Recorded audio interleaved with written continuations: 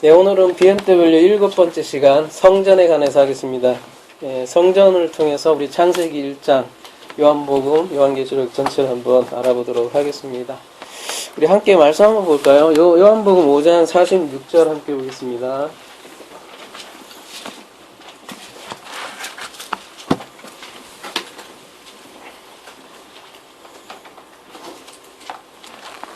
우리 함께 졸음도 깰 겸 한번 읽어보도록 하겠습니다.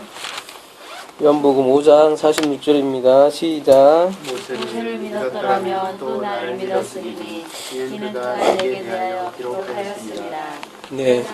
네, 한 절이면 됩니다.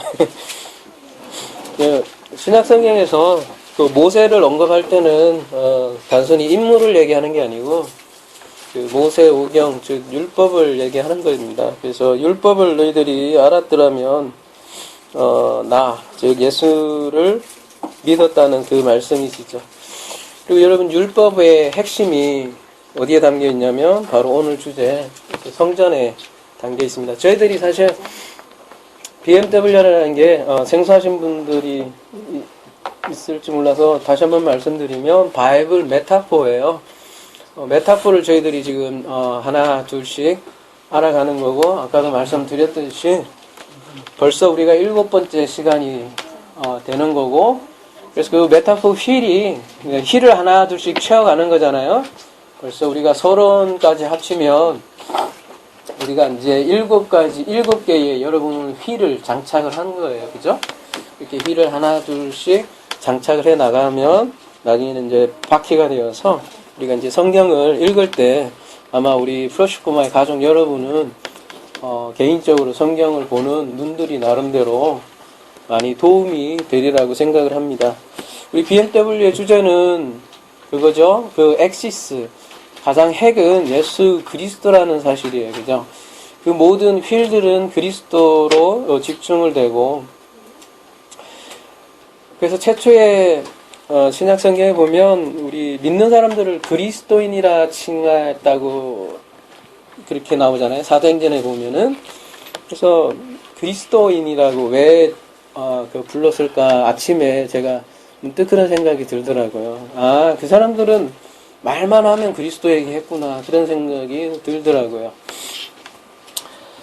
그래서 오늘은 우리 성전에 대해서 배울 건데요. 이 성전은 율법의 핵심이고, 율법의 엑기스가 들어가 있는 것이 성막인데요. 우리 모세가 기록한 모세 오경의 핵심은 여러분 성막이에요. 단일 주제로 가장 많은 페이지를 할애하고 있는 게 성막입니다. 출애굽기 25장부터 그죠? 40장까지가 무려 성막 얘기로 막 가득 채워져 있어요. 지겨울 정도로, 그죠? 굉장히 자세하게 되어 있어요. 창세기부터 출애굽까지 20장까지는 굉장히 스피드하게 이야기가 진행되는데, 출애굽기 25장에 와서는 갑자기 완전 슬로우 비디오로 아주 성막에 관해서만 얘기하고 있어요.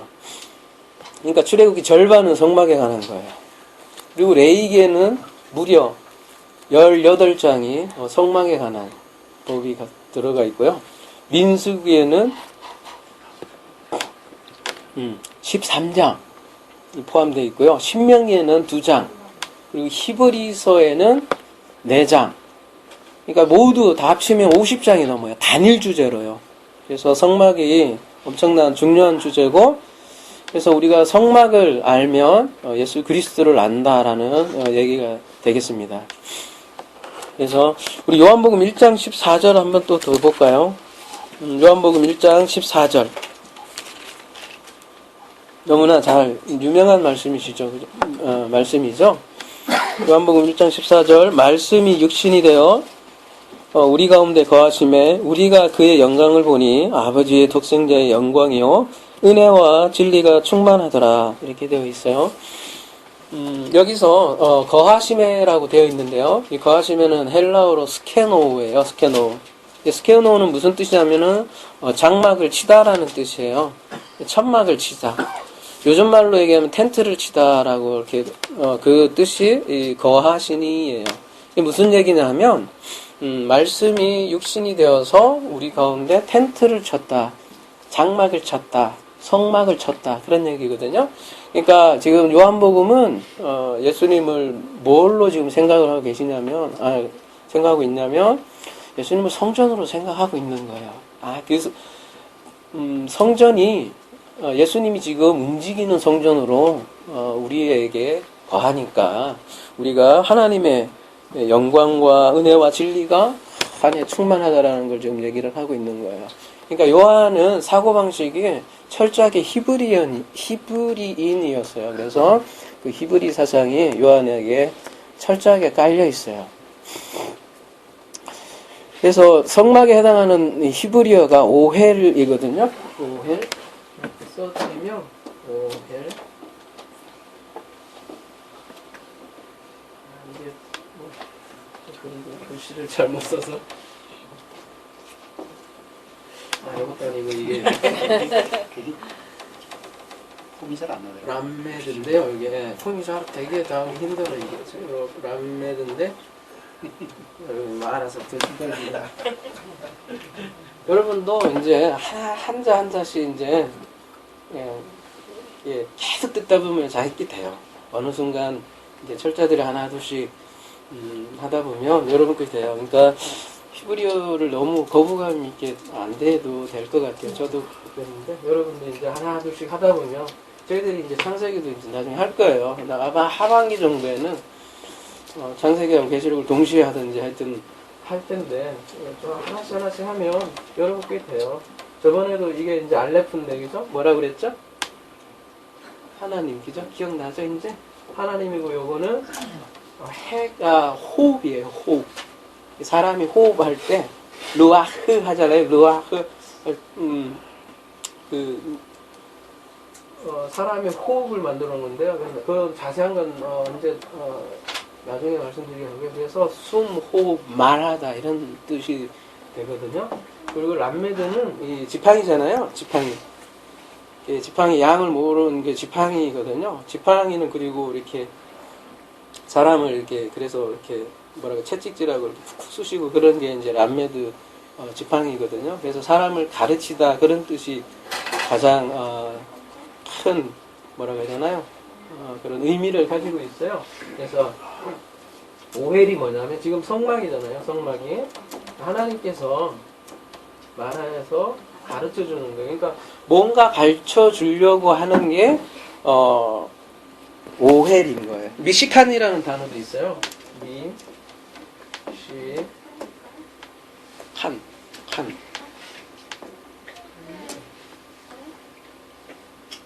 요거는 뭐예요? 이제 여러분 많이 다뤄봤죠? 용기, 그죠? 용기.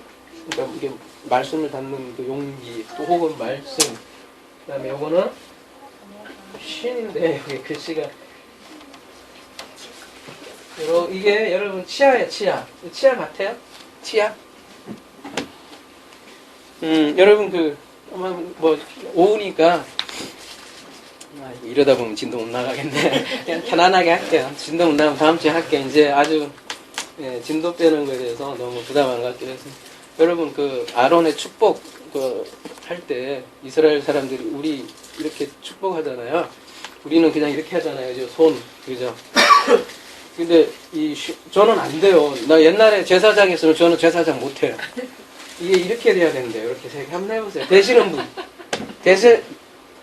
정목사님은 딱 제사장이야. 최양희 정사님은 제사장 안 돼. 제사장. 이게 30% 목사님이 안 되셔서 나는 안 돼요. 나는 옛날 같으면 제사장 안 돼요. 저는. 요게 대신에 제사장 딱 제사장이네. 원래 이게 제가 알기로 인구의 30%밖에 안 되는 거로 이스라엘 민족 중에. 근데 우리 대한민국은 이게 역시 손재주가 있어서 많이 되나 봐요. 아니요. 이스라엘 민족은 30%. 이스라엘 민족은 30%밖에 안 된대요, 이게. 그 사람들만 제사장. 근데 제사장들이 저는 안 되니까 이게 괜히 얘기했네, 이거. 이래서 요렇게 한단 말이에요. 이러고서 축복을 해준다고요. 왜 그러냐면, 왜 그러겠어요? 이 신자를 이게 표시를 해 주는 건데요. 왜 저게 이게 치아인데요, 치아. 치아는 뭐를 하느냐면은 말씀을 되새김질하는 게 치아예요. 윗니가 있고 아랫니가 있어서 데칼코마니가 돼서 위하고 아래하고 딱 붙어서 이렇게 되새김질하는 게 쉼이에요. 그래서 그 보면 정한동물에서 되새김질하는 동물을 정한동물이라고 하는 거예요. 괜히 성경에서 정한동물에 하는 게 아니고. 그래서 말씀을 되새김질하는 거예요. 그죠? 말씀을 분석을 하고 그래서 이거는 전환하는 거예요. 전환하는 거예요. 그러니까 우리가 사실 말씀은 그냥 입말씀이잖아요. 이 맴이라는 거는 하나님의 말씀인데 요거는 사람의 말이라고 볼 수 있고요. 같은 말이라도요. 얘는 그러니까 하늘 말씀이잖아요. 말씀을 사람이 알아듣는 걸로 전함을 해야 되잖아요. 그죠? 그럴 때 이게 코프라는 걸 쓰고 요거는 요 단어예요. 요 단어가 끝에 미형 그러니까 끝으로 가면은 이렇게 꼬리를 내려요. 이렇게 쭉 꼬리를 뻗어요. 이렇게. 그래서 미식한 이게 여기 n이라고 여러분 발음이 n이거든요. 미식한이 되거든요. 그러니까 말씀을 되새김질하고 분석을 해서 아래 것으로 전환하는 거예요. 전환하여 아래 것으로 준다는 거예요. 이게 무슨 얘기냐면 우리가 지금 메타포에 대해서 나누고 있잖아요. 하나님의 말씀이 보이지 않잖아요. 그리고 하나님의 마음을 인간이 사실은 하나님은 소리도 없고 그분의 뜻을 우리가 어떻게 알아요? 근데 무엇인가 전환을 해줘야 된단 말이에요. 그죠? 그 전환해 주는 게 사실은 전환해 줘서 보여주는 게 사실은 전부 다 우리가 가지고 있는 메타포예요. 사실은 자연, 우주 이 모두가 사실은 미식하네요. 다 하나님께서 자신의 뜻을 알려주기 위해서 그 전환해서 알려주는 거잖아요. 그죠? 근데 그 중에 가장 집약되어 있는 게 미식한 성막이라고요. 그러니까 이 단어 뜻만 알아도 대략 성막이 왜 있는지 알겠죠? 그러니까 보이지 않는 하나님의 마음을 알기 위한 일종의 교보제, 뭐 쉬운 얘기로 교과서, 그죠? 그런 거를 성막이라고 여러분 보면 될 것 같아요. 그리고 이러한 성막이 더 발전된 것이 뭐예요? 성막은 이제 포터블, 이렇게 움직이는 성전이라고 한다면 이제 솔로몬 때 이제 성전이 생겼죠? 성전은 뭐예요? 영어로? 영어가 아니라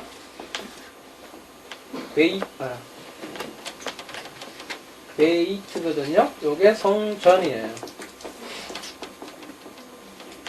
요것도 성전이잖아요. 그죠? 여러분 배웠죠? 성전을 은혜로 완성하다. 네? 성전은 은혜로 완성하는 거예요. 그죠? 네, 완성된 상태가 완성된 성전을 베이트라고 하는 거예요. 집. 이거를 집이라고도 하고요. 그래서 아까 우리 오전에 오이코스 있잖아요. 그 집. 그죠? 오이코스를 정사님께서 성전이라고 했잖아요. 그죠? 신약에서는 근데 호가 붙어야 돼요. 그죠? 호가 붙으면 이 집이 성전이 되는 거예요. 그래서 왜 오이코스가 성전이 되냐면 구약에서 베이트에서 왔기 때문에 그런 거예요. 그리고 이런 단어 자체가 이스라엘 민족들이 사는 그 집의 모양에서 그대로 본따서 만든 게 요 배거든요. 요 전치사 안에서라는 뜻도 되고요. 나중에 그런 게 여러분 하나 둘 이제 모이면 나중에 많이 도움이 될 거예요. 그래서 사실은 세상 전체가 하나님의 집이에요. 그래서 성전은 우주와 인간을 담고 있습니다. 그래서 성전의 세 가지 종류를 얘기한다면 뭐가 있을까요?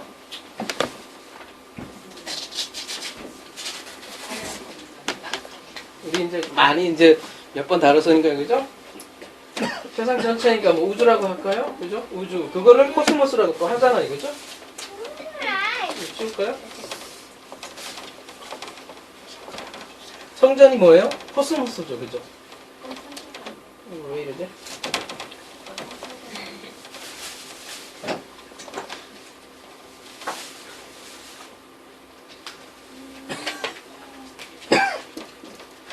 코스모스, 그죠? 여기 성전이, 이게 코스모스가, 영어로 코스모스가 되잖아요, 그죠? 코스모스. 코스모스가 뭐예요? 우주잖아요, 그죠? 우주가 성경에서는, 그러니까 전체를, 이거를 성전이라고 보는 거예요. 그러니까 창세기 1장이 그냥 우주를 본다면 그것도 성전이에요. 이게 첫 번째고, 두 번째는 뭐예요? 그 코스모스가 그냥 진짜 성전, 그러니까 건물 성전이야, 그죠? 건물로 돼 있는 형태가 성전이잖아요, 그죠? 세 번째는 고린도전서 3장 16절에 의하면 뭐라 그러죠?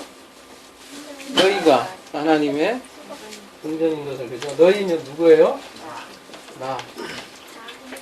그죠? 이렇게 몸이라고 하긴 뭐하고, 몸이 본체는 아니니까, 그죠? 그러니까 나. 나라고 합시다, 그냥. 이게 몸성전, 뭐 하여튼, 이렇게 세 가지, 성전이 있는 거예요. 그래서 성전, 건물, 그 중에 오늘은 특별히 이제, 건물 성전을 좀 얘기를 하려고 하는 거예요. 우리가 건물 성전을 잘 연구하면 그래서 이제 우주와 개인을 알 수 있어요. 그래서 이 성막이야말로 사실은 우리에게 주어진 하나님의 최고의 메타포예요. 완전 엑기스 집약이 다 되어 있는 거거든요. 그래서 우리가 성막을 잘 알아야 될 것 같아요.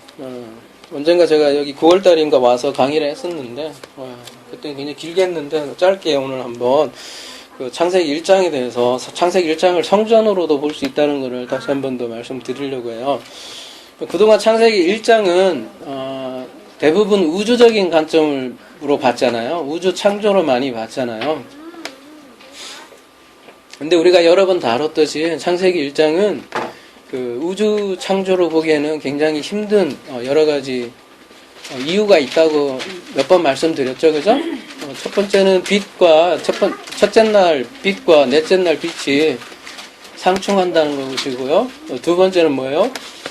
인물과 아랫물이 있을 때 우주적인 관점으로 보면 인물이 올 수밖에 없고, 세 번째는 그 식물이 태양 광합성 태양보다도 먼저 나온다는 것. 네 번째는 그 2장의 창조 순서와 1장의 창조 순서가 다르다는 것. 여러 가지 맥락으로 봐서 그 창조로 얘기하기가 참으로 힘들어요. 그러나 이거를 성전으로 볼 때 드디어 우리는 창조주 하나님, 물론 우리는 믿죠. 하나님께서 우주를 창조한 거 당연히 그건 뭐 기본이고요. 근데 성경에서는 그 창조를 말함이 아니라 그 창조주 하나님께서 우리를 어떻게 구원해 가시겠냐는 그 구원의 역사에 더 그게 주 메인 메시지라는 것이죠. 그래서 창세기 1장을 그래서 예수 그리스도가 담겨 있고 그 예수 그리스도를 통해서 우리를 어떻게 구원해 가느냐는 그 후속사가 창세기 1장으로 담겨 있다는 것이 창조기사보다도 훨씬 더 중요한 메시지라는 것이죠. 그래서 창세기 1장을 사실은 그 우리가 나라는 관점으로 보는 게 더 세밀한 관점이에요. 그거는 이제 나라는 관점은 우리가 별도로 강해라는 형태로 해야 될 것 같아요, 그죠? 별도로 한 절. 그래서 오늘은 그걸 하는 것이 아니라 그냥 그 큰 형태로 그 두 번째 형태만 살펴보고, 이건 너무 내용이 많기 때문에 다음에 자세하게 하기로 하고요. 오늘은 건물 성전의 관점으로 창세기 1장을 보려고 합니다. 그 증거가 먼저 여러분 궁금하실 거 아니에요. 그러니까 창세기 1장이 이 성전과 관련 그동안은 그런 생각을 잘 안 하셨잖아요. 여러분 에덴 동산도 다음 시간에 대해 할 것 같은데 에덴 동산이라고만 알고 있었지 에덴 성전이라고는 생각을 보통 잘 안 하잖아요. 그죠? 에덴 성전이라고 혹시 생각해 보셨나요? 안 해보셨죠? 이런 개념들이 굉장히, 저는 당연하다고 생각을 했는데, 굉장히 생소해들 하시더라고요. 저는 너무 당연한 건데, 에덴, 그래서, 나만 이게 너무 당연한 거구나. 그래서 내가 너무 당연하다는 듯이 그냥 흘리니까 사람들은 좀 자세한 그 설명을 좀 필요하는 그런 생각이 들더라고요. 제가 막 진도 빼기 바쁘니까 사람들은 막 지나가니까 저는 당연한 거를 이 사람들은 또 전화가 오더라고요. 그런 생각이 들더라고요. 그러니까 에덴 동산도 우리는 보통 그냥 에덴 동산이라고만 생각하는데 다 들어가면 다 에덴 성전이거든요. 마찬가지로 창세기 1장도 아까 뭐 오전에도 선악 그 다음에 생명나무 그 나무 얘기가 벌써 창세기 1장에 나온다고 하듯이 창세기 1장은 그 성전의 얘기라는 게 그 에비던스가 한번 살펴볼까요? 그러니까 창조 기사와 첫 번째로는요. 창조 기사와 성막 건축 사이에 그 용어라는 게 있잖아요. 그게 굉장히 평행 관계가 있어요. 한번 볼까요? 창세기 1장 31절하고요. 창세기 31장 31절 제가 한번 읽어드릴게요. 하나님이 지으신 그 모든 것을 보시니 보시기에 심히 이게 막 넘어가네 컴퓨터가. 좋았더라. 저녁이 되고 아침이 되니 이는 여섯째 날이라. 출애굽기 39장 43절에 보면 모세가 그 마친 모든 것을 본즉 여호와께서 명하신 대로 되었으므로 모세가 그들에게 축복하였더라. 아주 비슷해요. 다 지으시고 축복하시는 장면하고 성막을 다 하고 축복하시는 장면하고. 더구나 창세기 2장 1절에는 천지와 만물이 다 이루어지니라 이렇게 돼 있잖아요. 그때 카라라는 동사를 써요. 그리고 근데 출애굽기 39장 32절, 출애굽기 39장 계속 우리가 하니까 거기 계속 피고 계시면 될 것 같은데요. 뭐라고 돼 있어요? 이스라엘 자손이 이와 같이 성막 곧 해막의 모든 역사를 카라 마치되 여호와께서 모세에게 명령하신 대로. 그러니까 2장 1절하고 출애굽기 39장 32절하고 평행관계가 있어요. 그 다음에 창세기 2장 2절하고요. 하나님이 그가 하시던 일을 일곱째 날 카라 하시니. 그 다음에 출애굽기 40장 33절에 보면 그는 또 성막과 제단 주위 뜰에 포장을 치고 뜰문에 휘장을 다니라. 모세가 이같이 역사를 카라 하시니. 창세기 2장 3절 하나님이 그 일곱째 날을 복되게 하사 거룩히 하셨으니 이는 하나님이 그 창조하시며 만드신 모든 그러니까 만드시던 모든 일을 이렇게 되어 있거든요. 마치시고 그날에 안식하였습니다. 출애굽기 39장 43절은 모세가 그 마친 본즉 여호와께서 모두 명령하신 대로 되었으므로 모세가 그들에게 축복하셨느니라. 이렇게 2장 3절에도 또 복 얘기가 나오는데 또 뒤에 축복 얘기가 나오고 원어로 보면 더 세밀하게 다가오는데요. 다 할 수는 없으니까 카라콜 이게 이렇게 병행 관계가 되어 있다는 건 아주 비슷한 거예요. 창조 기사와 성막 기사가. 두 번째, 여러분 왜 하늘이 쌍수일까요? 쌍수라는 얘기 들어보셨죠? 또 생소하신 분도 계시겠고 익숙하신 분도 계시겠고 다양한 우리 가족들이 있으니까 한번 더 설명을 한번 해드릴게요. 그죠? 성경에서 하늘이 쌍수잖아요. 그죠? 성경에서 하늘은 쌍수고, 쌍수라는 말 들어보셨어요? 우리 지난 사실은 했어요. 우리가 자꾸 잊어버려서 그렇지. 복수가 아니고 쌍수라고요. 그죠? 그 다음에 땅은 또 단수예요. 왜 그럴까요? 이 이유를 어떻게 설명을 할 수 있을까요? 또 하늘은 남성이에요. 그리고 땅은 여성이에요. 그죠? 성경에서 항상 땅은 단수예요. 늘 단수예요. 근데 하늘은 단수가 될 수도 있고 복수가 될 수도 있고 단수가 될 수도 있고 쌍수가 될 수도 있어요. 근데 근데 단수일 때는 우리가 이해가 되잖아요. 뭐 그렇다 쳐요, 그죠? 하늘이 하나니까. 쌍수인 건 도대체 어떻게 설명할 수 있냐는 것이죠. 그게 성전에서는 그 쉽게 이렇게 알 수 있게 해준다는 거죠.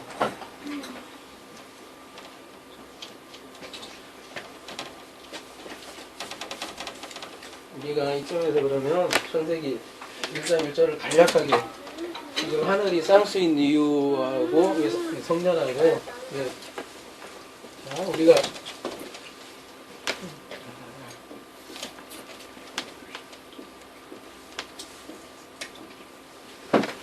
성경에서 제일 처음에 시작하는 단어잖아요. 저 기존에 들었으신 분은 또 들으세요. 괜찮아요. 그냥 그러느니 하고 들으시고 생소한 분도 계셔서 그런 것 같아요. 우리 특별히 여기 우리 아내분 처음 듣는 것 같아서 다시 하는 거예요. 그리고 아까 그것도 있으니까 다시 우리가 하고 우리가 성경에서 이게 무슨 글자냐 하는지 모르겠지만 베레시트예요. 그래서 성경은 베레시트로 시작을 해요.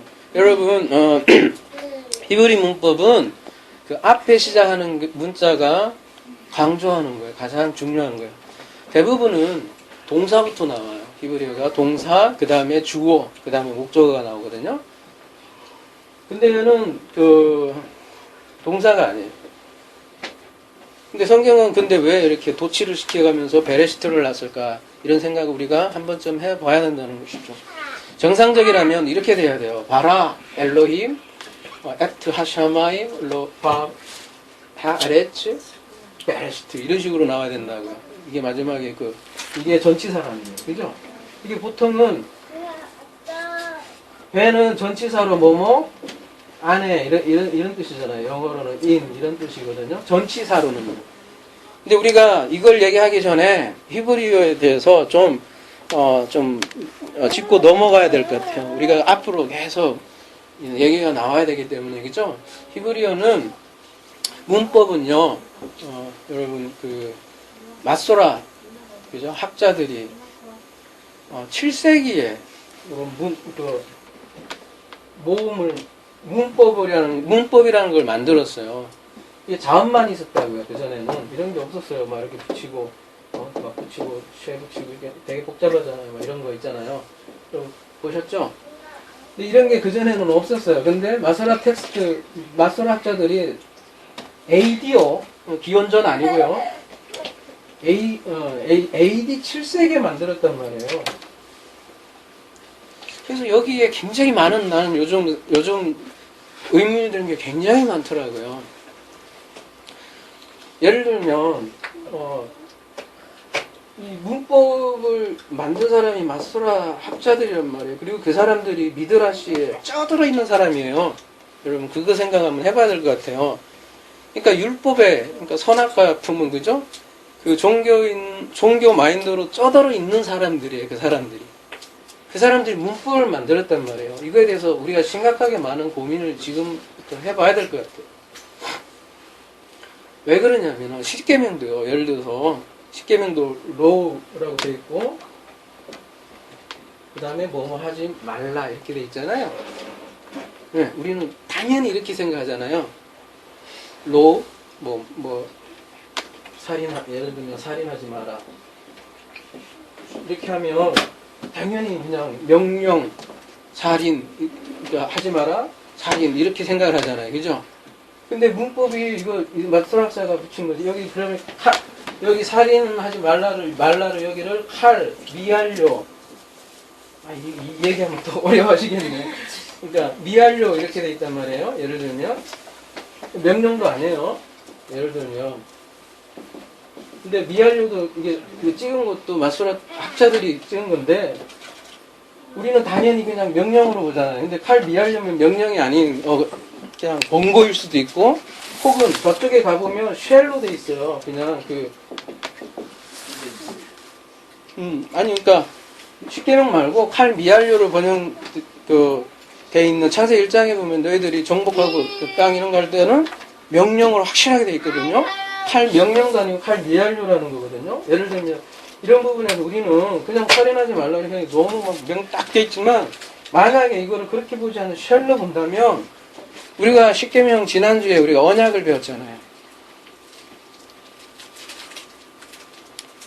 너희가 나 외에 다른 신을 섬기지 말라 할 때 말라로 할 수 있느냐, 혹은 너희는 나 외에 다른 신을 섬기지 않게 될 거야, 이렇게 될 수도 있다니까요. 여러분 무슨 얘기인지 알아요? 아까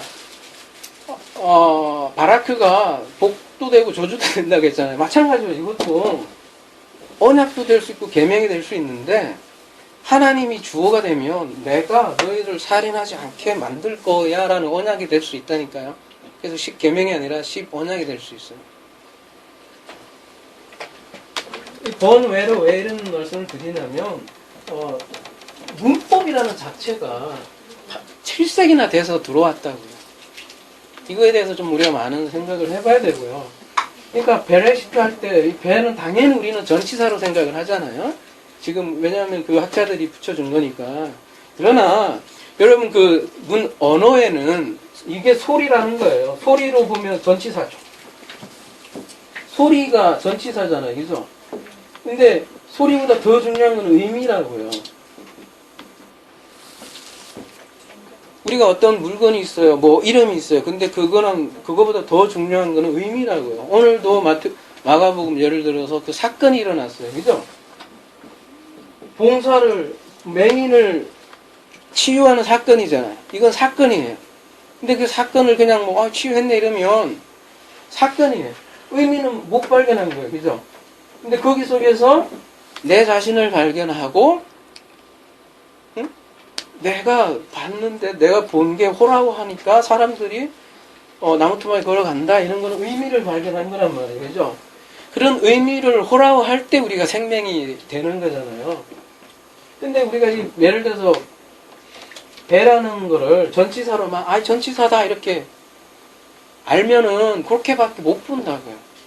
그래서 그렇게 히브리어를 잘하는 히브리인들이 예수 그리스도를 못 본 거고 메시아를 못 본다고요. 지금도 못 볼 거고 앞으로 못 보고. 그리고 지금 신학 박사님들 그분보다 우리가 지금 이런 솔직히 우스워요. 우리가 히브리어 쓴다는 자체도 우리가 창피한 일이에요. 솔직히 100분의 1도 안 돼요. 그분보다. 인정해요. 근데 문제는 뭐냐 하면 뭐가 다르냐. 그분들은 이 사건의 의미, 전치사 이런 거는 굉장히 잘 분석할 줄 모르지만 그 안에 담겨 있는 의미, 마음들을 읽을 줄 모른다고요. 이게 기가 막힌 일이라고요. 근데 그 차이는 뭐냐? 단순해요. 그 안에 예수 그리스도를 내가 보려고 하느냐 안 하느냐, 그 차이예요. 왜 너희들은 그 예수 그리스도만 너무 이렇게 좁혀서 얘기하려고 하냐, 이렇게 얘기할지 모르지만 성경에서는 그랬잖아요. 너희들이 성경을 연구하는데 그거 다 내 얘기다. 그러면은 요거 단어 하나에도 예수 그리스도가 담겨 있다니까요, 여러분. 이게 굉장히 중요한 거예요. 그거를 믿느냐 안 믿느냐에 따라서 여러분 영생이 갈리고 이게 모든 해석이 다 달라지는 거예요. 베레시트 하나 때문에 이게 굉장히 서원이 길어졌지만 오늘 못하면 다음 주에 하죠 뭐. 이제 제가 좀 천천히 가기로 했어요. 너무 많은 정보를 하니까 사람들이 천천히 갈게요. 베레시트. 자, 그러니까 이게 아까 뭐라고 그랬죠? 전치사 이전에, 예, 그냥 이 문법학자들은 전치사로 본다고요. 참 답답한 거야. 그러니까 태초에로 되는 거예요. 그죠? 좋아요. 태초에도 좋아요. 태초에도 맞다 쳐요. 근데 그보다 더 중요한 의미는 그냥 이게 성전이란 말이에요. 근데 여러분 이런 생각을 하지 않아요? 우리가 시브리에서는 가장 중요한 단어를 잘 앞에 놓는다고 했잖아요. 하나님께서 그러니까 우리에게 성경이라는 소중한 거를 주어요. 그리고 이제 자신을 알리려고 해요. 그래서 가장 중요한 단어를 제일 앞에다 빼고 싶을 때 무슨 단어를 제일 먼저 넣고 싶을 것 같아요? 최소한 알파벳이 at라는 게 있는, at가 목적 을을 전하는, 을을 나타내는, 그러니까 이거 하면은 무엇을 만들다 할 때 이게 에트를 붙이거든요. 히브리에서는. 근데 이게 알파잖아요. 이게 처음 단어예요. 알레프고요. 요게 오메가잖아요. 테트. 그러니까 알파와 오메가가 에트잖아요. 그죠? 근데 그게 제일 처음 단어예요. 이게 제일 마지막 단어고. 근데 요 단어가 제일 앞에 나와야지 좀 상식적이지 않나요? 그죠? 하나님이 뭔가 이렇게 딱 L이 나왔어야 될 것 같은데 이게 안 나오고 배부터 시작을 한다는 거예요. 이런 것부터가 참 성경이 굉장히 오묘한 진리를 담고 있다는 거예요. 가장 중요한 단어를 제일 앞에 뺀다고 그랬단 말이에요. 그럼 창세기 1장 1절에 제일 이런 거는 너무너무 중요한 맥을 갖고 있는 거예요. 단순히 창세기가 괜히 중요한 게 아니라 가장 중요한 걸 제일 앞에 뺀다니까요. 그리고 그 우리에게 재워진 게 가장 먼저 준 게 창세기고 1장이고 1절이고 맨 첫 단어를 배라는 성전으로 주어졌다는 거. 이게 심각하게 생각해 봐야 된다는 것이죠. 하나님은요. 이게 알레프가 하나님을 뜻하죠. 그죠? 하나님을 뜻하지만 뭐 히브리어로는 이제 데오스로 바뀌었죠. 그죠? 하나님을 뜻하지만 그 하나님은 우리가 단어로 표현할 수 없다고. 그래서 비워놨어요. 그죠? 굳이 얘기하자면 우리 목사님께서 자주 얘기하시는 거죠? 베레시트 세상 너머에 뭐예요? 알레프가 너머에 계시죠. 근데 이 너머에 계신 분은 우리가 정의를 할 수 없어요. 사실은. 원래 숫소의 머리, 그죠? 이게 뿔 같지 않나요? 이렇게 해갖고? 네, 양쪽에 이렇게 뿔. 요게 머리고요. 이렇게 뿔을 이렇게 해놓은 거예요. 원래 이거 A도요. 영어 A도 원래 이게 A가 아니라 예, 원래는 이렇게 뒤집어 놓은 거예요. 원시나이에서는. 그리고 이거를 그리스는 이게 이렇게 된 거고. 그러니까 그리스에서는 원래 그게 이렇게 돼버리고.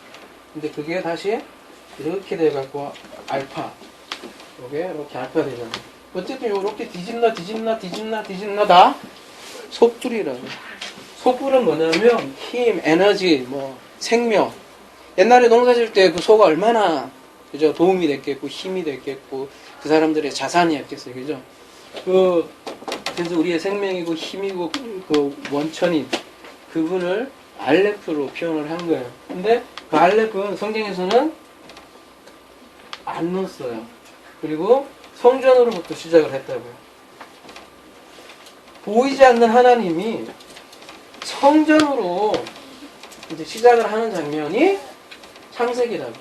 그러니까 성전, 요거 하나만 봐도 여러분 창세기 1장에 성전 얘기 하는 거 맞죠? 제가 너무 어거진가요? 더 봅시다 그러면 긴지 아닌지. 오늘 창세기 1장 하고 말아야 되겠네. 그래? 자, 성전으로 여기에 시작이라는 게 여기에 시작이라는 뜻이거든요. 전체를 다 하면. 그래서 시작에 이렇게 번역을 해요. 혹은 태초라고 많이 얘기를 하는데, 그죠? 그냥 문법적으로 하면 시작에 태초에 이렇게 하는데 사실 시작에가 더 가까워요. 태초보다. 태초하면 어때서 우리가 자꾸 그렇게 이렇게 우리 시간 개념으로 그죠? 딱 아무것도 없었다가 시작한 그때 이렇게 생각하기가 쉬운데 어쨌든 문법적으로는 시작에 하여튼 그런 걸로 하지만 아까도 말씀하셨듯이 그거는 문법적인 거고요. 그대로 나가면 얘는 또 그 머리가 돼요. 러시 머리 우두머리 그러니까 어근이라는 게 있잖아요, 여러분. 그죠? 문자에서 여러분 슈퍼파이브나 이런 데서 보면 어근이 굉장히 중요한 거거든요. 어근에서 다 파생된 단어가 이게 다양하게 나오는 거거든요. 그래서 어근을 아는 게 중요한데 베레시트의 가장 중요한 어근은 머리예요, 머리. 성전의 머리를 은혜로 완성하다. 이게 무슨 얘기일까요? 그러니까 성전 안에 머리를 완성한대요. 이게 무슨 얘기일까요? 성전의 머리를 은혜로 완성한다. 이게 모음은 그다지 중요하지 않으며 이건 그냥 생략한다 쳐더라도 성전의 머리를 그러니까 성전으로 머리를 완성하다. 그럼 머리는 뭘까요? 그러면 여러분 신약에서 이제 쭉 찾아보면 사도들의 언어가 굉장히 머리라는 단어를 무진장 많이 써요. 다 이유가 있다는 거예요. 누가 그 머리요? 우리가 지체요? 그 얘기 맨날 하잖아요. 누구요? 그리스도예요. 그 성경에서 보세요. 그 예수님은 내가 머리 둘 곳 없다 이렇게 할 때 우리 그분은 가난하셔서 그죠? 아무 정처 없이 떠돌아다니는 삶을 살았다. 그러니까 우리도 청결하게 살자. 그렇게 얘기를 많이 하잖아요. 인자는 머리둘도 없고 여우는 굴이 있고 그런데 나는 머리 둘 곳 없다 그렇게 얘기하잖아요. 그죠? 근데 사실은 그 얘기가 머리 둘 곳 없다는 얘기는 뭐예요? 나를 머리로 아는 사람이 진짜 하나도 없네. 그 얘기거든요. 영접하는 사람이 하나도 없다. 그리고 사도 바울은 어때요? 말만 하면 뭐라고 얘기해요? 그리스도가 우리의 머리고 우리가 그의 지체고 머리는 하나인데 그죠? 왜 너희들이 머리 하려고 하냐? 그리스도가 머리다. 계속 그 얘기 하잖아요. 그죠? 그리고 사도 바울이 가장 잘 많이 쓰이는 단어가 뭔지 아세요? 여러분? In Christ라는 얘기 많이 들어보셨죠? 말만 하면 그리스도 안에 그러지 않아요? 그냥 우리는 형제다 이러면 될 텐데 말만 하면 In Christ 이렇게 얘기한다고요. 예수 안에 저도 옛날에는 그냥 그리스도 안에 그냥 그런가 보다 했는데 이게 베레시트예요. 베레시트. 그러니까 in Christ예요. 머리가 크라이스트. in Christ 안에 완성하겠다는 거예요. 하나님께서. 이게 그래서 성경의 목적이에요. 목적. 베레시트가 목적이라고요. 하나님의 목적. 그러니까 이 목적을 먼저 앞에다가 딱 두어버린 거예요. 자, 문법적으로는 바라가 먼저 나와야 됐어요. 그죠? 근데 사람들이 바라가 먼저 나오면 뭐부터 관심이 있을 것 같아요, 여러분? 바라를 딱 앞에다 놓으면 이것도 사실 비슷해요. 바라나 창조잖아요. 그죠? 우리 흔히 아는 창조. 근데 그러면 사람들이 창조에만 관심을 갖게 된다고요. 창조냐, 진화냐 계속 이것만 얘기하는데 성경은 그거 아니야. 목적을 벌써 성전 만들려고 이거를 했다는 걸 벌써 앞에 목적어를 딱 때리고 시작해요. 그러니까 인크라이스트 안에 은혜로 완성한다는 건 뭐냐면 결국은 이게 뭐예요? 이게 에클레시아잖아요. 이게 교회예요. 베레시트를 다른 말로 하며 교회를 만들기 위해서 천지창조를 하겠다고 지금 이거 얘기하는 거예요. 천지창조 베레시트를 다른 말로 하면 교회예요. 교회. 그리스도를 머리로 완성한 교회. 아까 그냥 그대로 순서대로 됐지만 머리를 성전으로 머리를 둔 성전. 바로 교회를 만들기 위해서 하나님께서 창조를 하셨다고요. 창조를 했는데 뭘 했냐면은 아까 에트는 아까 얘기 말씀드렸죠, 그죠? 이것도 벌써 알파하고 오메가가 들어간 개념이고, 그죠? 이건 무엇을 백객을 얘기하는 거예요. 하, 샤, 와, 임. 그 다음에 요건 바브인데요, 여러분. 요렇게 꺾어서 바브라고 해요. 바보가 아니라 바브인데요. 동격을 연합한다는 뜻이거든요. 바브는 이렇게 연결하는 거예요. 연결한다고 생각하시면 돼요. 그래서 동격을 얘기하는 거예요. 그러니까 하샤마임하고 하에레츠가 같다는 거예요.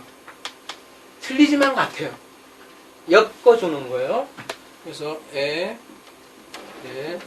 지. 그래서 아까 요게 쌍수라고 그랬잖아요. 아까 이건 이제 이 얘기 하려고 하다가 우리가 이제 이 얘기 한 거잖아요. 요거는 단수가 되잖아요. 그죠? 근데 쌍수하고 단수가 같대요. 그 다음에 얘는 남성. 언제 우리가 남자 여자도 다를 거예요 주제로. 이 중요한 메타포예요 남자 여자는. 근데 이거는 여성이에요. 왜 땅이 여성이어야 될까요? 왜 하늘은 남성이 되어야만 할까요? 이런 생각 안 해보셨어요? 우리나라 말에는 그런 개념들이 별로 없잖아요. 그죠? 성수격이 별로 그런 건 없잖아요. 근데 굉장히 영어에도 그런 건 있잖아요. 배는 항상 여성이고, 그죠? 남자는 뭐 예? 그 시기 그런 것도 있듯이 다 이런 이유들은 있어요. 사실은. 그래서 그 이유는 항상 자, 이게 성전으로 지금 성전으로도 이게 다 나오나? 네, 다 나와요. 성전으로 충분히 얘기를 할 수 있어요. 성전에서는 크게 두 가지로 나눌 수 있어요. 성전에서는 성막에서는요. 성전으로 우리가 할 수도 있지만 성전은 규모가 너무 커요. 막 솔로몬 막 행각도 있고 막 이방인들 여인의 뜰 뭐 엄청 복잡해. 근데 성막은 간단하니까 성막은 하는 거예요 그냥. 이렇게 돼 있는데 크게 그냥 요게 샤마임이에요. 요게 하늘이고요. 성막에서는 요게 땅이에요. 그래서 여기를 뜰이라고도 하잖아요. 그죠? 그리고 여기는 성소고 여기는 지성소잖아요. 그죠? 그래서 하늘이 쌍인 이유가 요거예요. 여기 성소 1, 지성소 2. 그래서 둘이 각자 성소, 그게 지성소예요.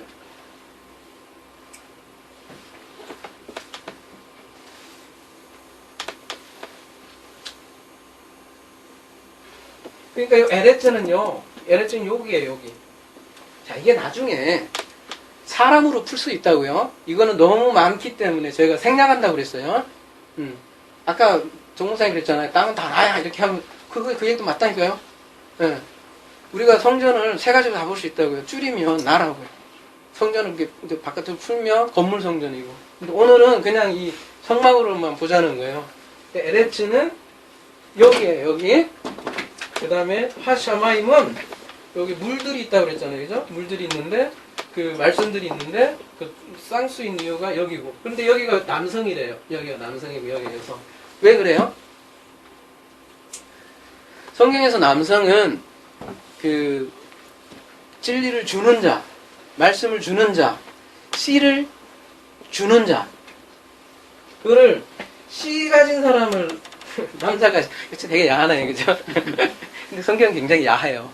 야한 용어가 굉장히 많아요. 아가서도 그렇고. 근데 우리에게 그거를 진리를 가르쳐 주기 때문에 남녀 관계를 야하게 만들었어요, 그죠?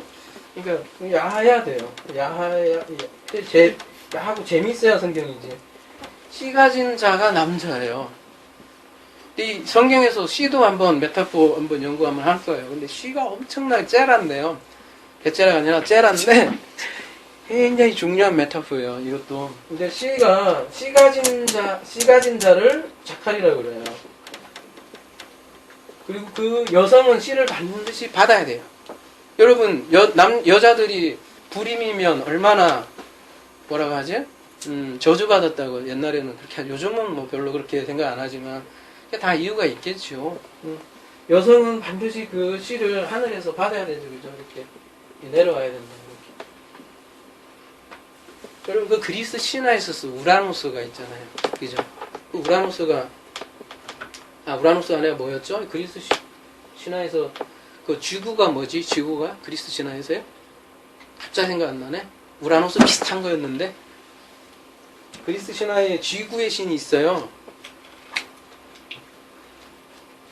혹시 기억나시는 분 없나요? 갑자기 생각 안 나는데 뭐 조의 신 하여튼 그 여자예요. 저에게는 지구의 신이 여자예요. 예. 근데 여기가 그래서 여기는 땅이고 뜰이고 여기는 이스라엘 사람들만 들어가는 데잖아요. 그래서 이 백성들은 하늘에서 그 말씀을 그러니까 이제 그 비로도 표현되잖아요. 비가 하늘에서 내려와야 돼요. 그리고 그 하늘의 말씀을 받아야 되는 여자들이 교회인 거고요. 그 사람들이 네케바예요. 이 여성들이 메케바고요. 그래서 우리는요, 나 이 얘기하니까 또 웃음이 오는데, 예? 정 목사님 그 어떤 또라이 목사님이 뭐 우리는 다 이제 여자니까 립스틱 하고 다녀야 된다는데, 아 그것도 뭐 선악구적으로 우리가 잘못 판단할 수도 있지만 그 사람이 그렇게 하는 이유도 있어요, 사실은. 왜냐, 신학적으로는 우리가 의미적으로는 우리가 다 여자예요. 여자로 출발을 해요, 사실은. 그리고 진정한 남자는 누구냐면 그리스도. 예? 그리스도가 남자인 거예요. 그리스도가 자칼이고요. 그리스도가 씨 가진 자예요. 그러니까 여기 하샤마임은 여기의 본체는 그리스도예요, 여러분. 예? 그리고 말씀이고요. 그리고 여기는 육신이에요. 그래서 여기를 육이라고 하잖아요. 육신의 땅인데 육의 세상이에요. 여기는 그래서 예수라고, 육신으로 오신 예수라고 하고요. 그래서 우리가 말씀, 육신, 그러니까 아까 요한복음 1장 14절이 뭐예요? 말씀이 육신이 되어 오신 거잖아요. 그래서 우리가 이거 바브라는 요 동격이 붙어 있는데, 말씀이 육신 되어 오셨다가 그 얘기라고요. 하샤마임이 에레츠로 오셨다. 그 얘기. 근데 이 에레츠와 샤마임은 뭐예요? 분리될 수 없는 거예요. 둘 다 중요하다고요. 우리는 너무 하늘의 지식, 영지라고 하잖아요. 영지주의 자꾸 경계를 할 수밖에 없는 게 너무 이 샤마임만 찾는다고요. 우리가 말씀드렸으니까 얘는 뭐 별로 중요하지 않다 이렇게 얘기하는데 성경은 그렇게 얘기하지 않아요. 우리는 샤마임을 알 수가 없어요. 솔직히 말하면 우리에게 주어지는 거는, 그죠? 우리에게 주어지는 거는 이 땅에 육이라고요. 여러분 앞에 먹을 거, 입을 거, 뭐예요? 여러분 밥 안 먹는데 버틸 자신 있는 분 있으세요? 아니, 우리는 한계를 가진 인간이라고요. 그리고 그런 걸 통해서 하나님은 거기에 머물지 말고, 그죠? 샤마임을 배우라는 거를 하나님께서 주신 거라고요. 그러니까 에레츠도 중요하고 샤마임도 중요해요. 근데 순서는 뭐냐 하면 에레츠부터 시작을 해요. 그죠? 그래서 창세기 1장 2절이 뭐부터 시작을 해요? 그래서 그 에레츠는 공허하고 혼돈하고 흑암이 깊고부터 시작을 하잖아요. 그죠? 하나님께서 샤마임과 에레츠를 창조했는데 이 에레츠로부터 이제 구원 사역이 시작되는 거예요. 이 사람이 가이아. 맞아요. 가이아. 가이아가 지구의 신인데, 여자 얘기죠? 이 에레츠라는 네케바가, 그러니까 이 씨 없는 자가 혼돈하고 공허하고 흑암에 가득한 사람이에요. 이 사람이, 이 남성, 자카르를 만나서 결혼하는 가정이 6일째 사역이잖아요. 그죠? 그게 창세기 1장 내용이고, 그게 또 성전 얘기예요. 이 과정을 풀어놓은 게 성전에 이렇게 풀어놓은 거라고.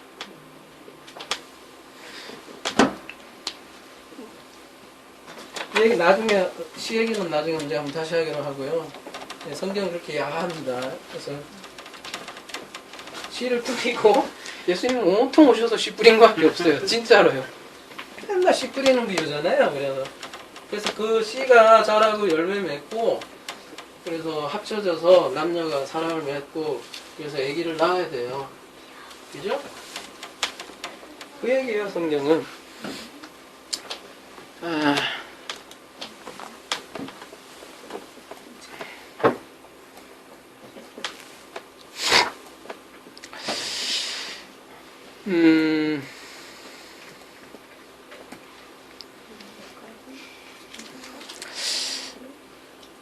자, 오늘 주제가 창세기 1장, 요한복음, 요한계시록 이렇게 되어 있거든요, 성전.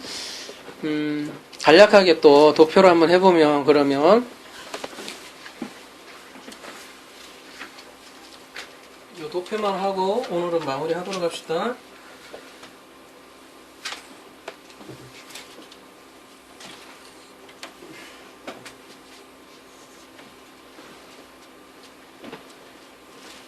이제 뭐 너무나 잘 아시죠, 그죠? 빛, 인천. 그 다음에 뭐죠? 셋째 날은 묻히 드러나고, 그죠? 씨가 생기고, 넷째 날은 다른 빛. 우리 마우르라고 하죠. 마우르. 다섯째 날은 새와 바다. 짐승 나오고, 여섯째 날은 짐승하고, 사람 나오고, 마지막은 안식하더라. 이렇게 나왔죠, 그죠? 그거를 이제 성전으로 그냥 간단하게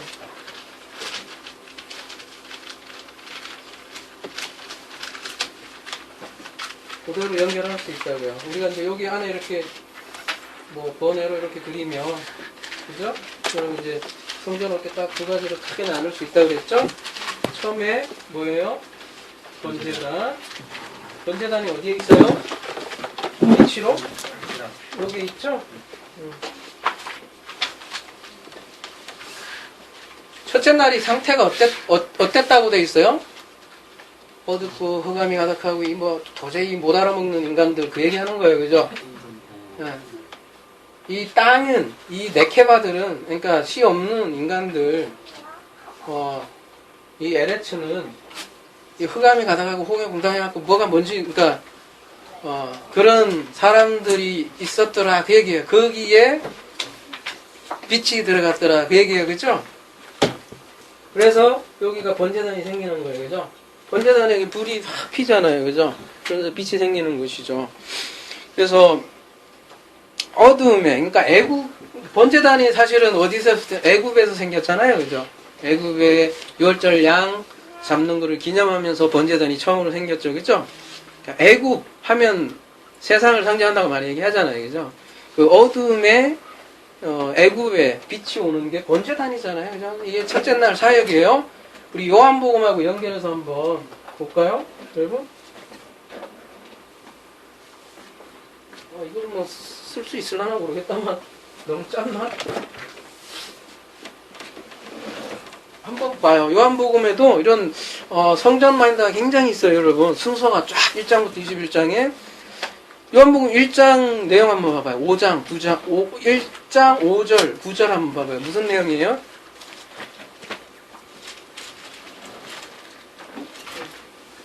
우리 1장이라고 하면 되겠다.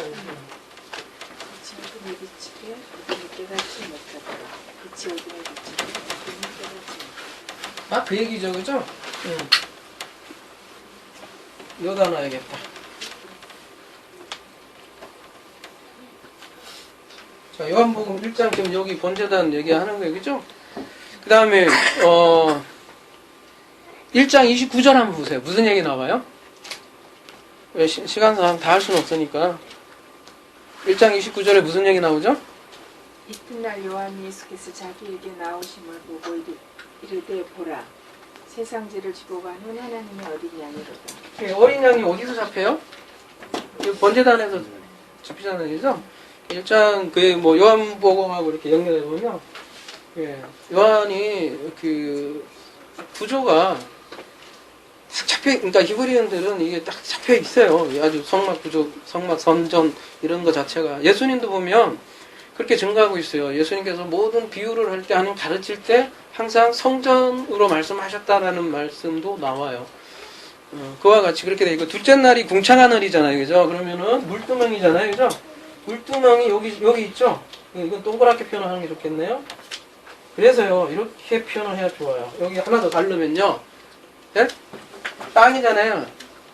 이건 바다고요, 그죠? 요게 궁창이고요. 그러니까 여기 입물이고요. 여기 아랫물이에요. 여기는 가운데 궁창이고요. 여기 땅인데요. 땅에서 땅도요 두 가지 종류가 있어요. 묻히 드러나는 게 있고요. 바다에서 묻히 드러나요.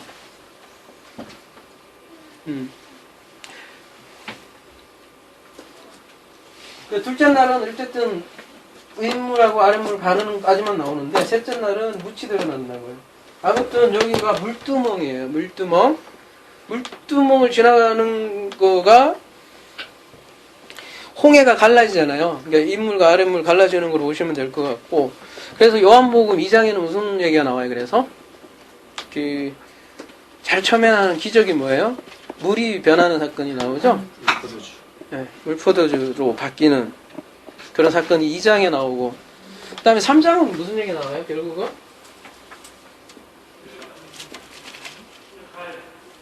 2장, 3장이 그 내용일 텐데요. 3장 다 거듭나는 얘기 나오잖아요. 그죠? 근데 거듭남이라는 게 거듭났다라고 표현하지만 원래는 위로부터 난, 그게 더 맞는 번역이잖아요. 그죠?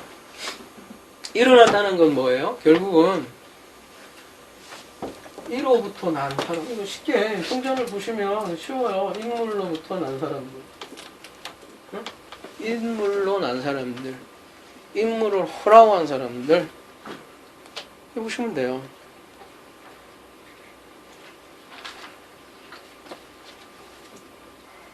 여러분, 내가 구원 어떻게 받아서 이렇게 자꾸 뭘로 할 수 있지? 이렇게 자꾸 물어보시는 분들 많은데, 이거 알아먹는 자체가 여러분 엄청난 그거에 들어오신 거예요. 그렇게만 아세요. 응? 이거 안 맞는 얘기는 모르는 사람도 있다니까요. 계속 아랫물만 마시는 사람들이 있다니까요. 정말이에요. 99%는 이것만 먹고 살아요. 근데 내가 이거를 이게 드디어 쑥물로 보여. 계시록에 보면 드디어 이게 마라로 보여요. 그러면 다른 물 먹는 거예요. 다른 물 먹는 게 구원이에요, 여러분. 3장 26절에 무슨 얘기 나오죠? 그래서 요한복음 3장 26절에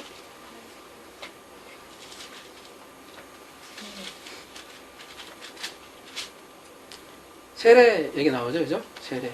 물 뜨면 여기, 그다음에 여기 홍해 바다 가르는 게 다 세례 얘기잖아요, 그죠? 응? 세례라는 거는 우리가 옛사람이 죽고 새사람으로 나오는 거잖아요, 그죠? 그 과정이에요. 이게 물두멍이고 그게 정결케 되는 사건이고. 그 다음에 셋째 날은 이제 여기 이제 여기 좀 또 좁아졌네. 어쨌든 여기 만나가 있죠, 그죠? 떡상.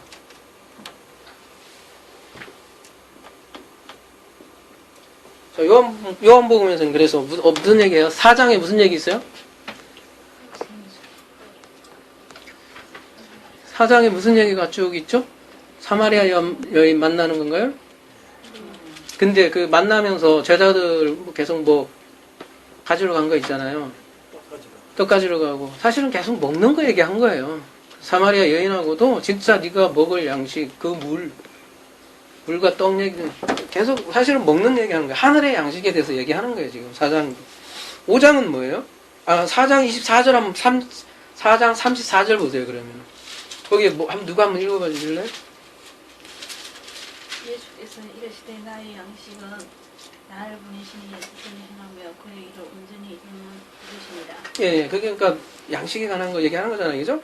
5장은 무슨 얘기예요? 계속 5장은 계속 영생에 관한 말씀을 하는 거고요, 그죠? 6장은 말할 것도 없이 뭐예요? 계속해서 떡 얘기하잖아요. 그 오병이어 유명한, 그죠? 여기 만나 사건으로 풀이해 주잖아요. 하늘의 양식에 대해서, 그죠? 그러니까 몇 장부터 몇 장이야? 4장부터 6장.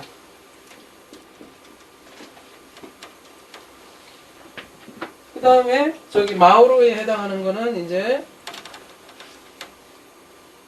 여기죠? 여기 촛대.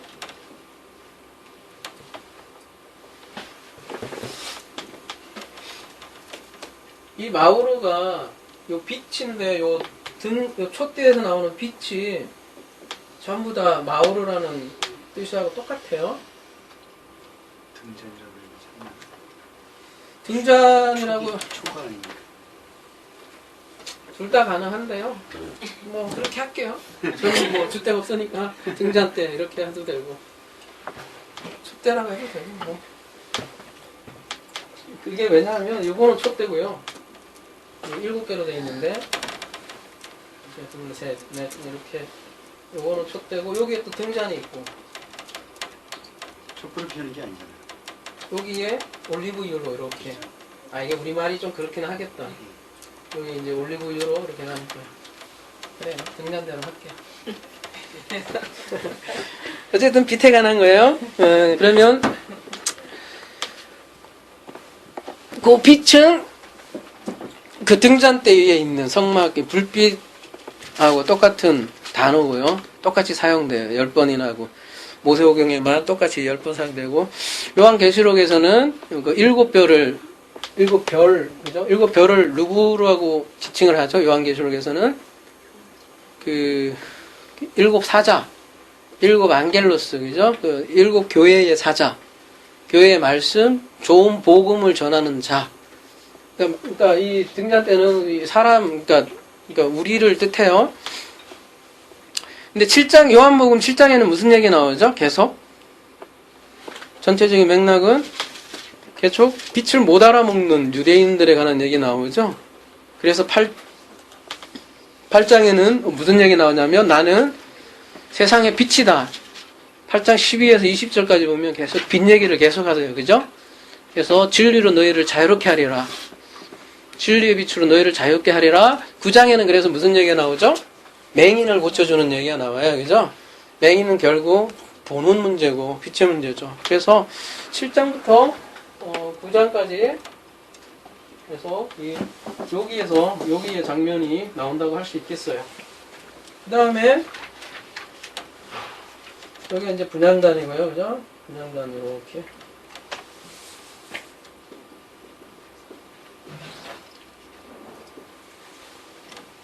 분향단은 어떤 내용인지 혹시 기억나세요? 우리가 이제 계속 반복하면 이제 기도도 있고 또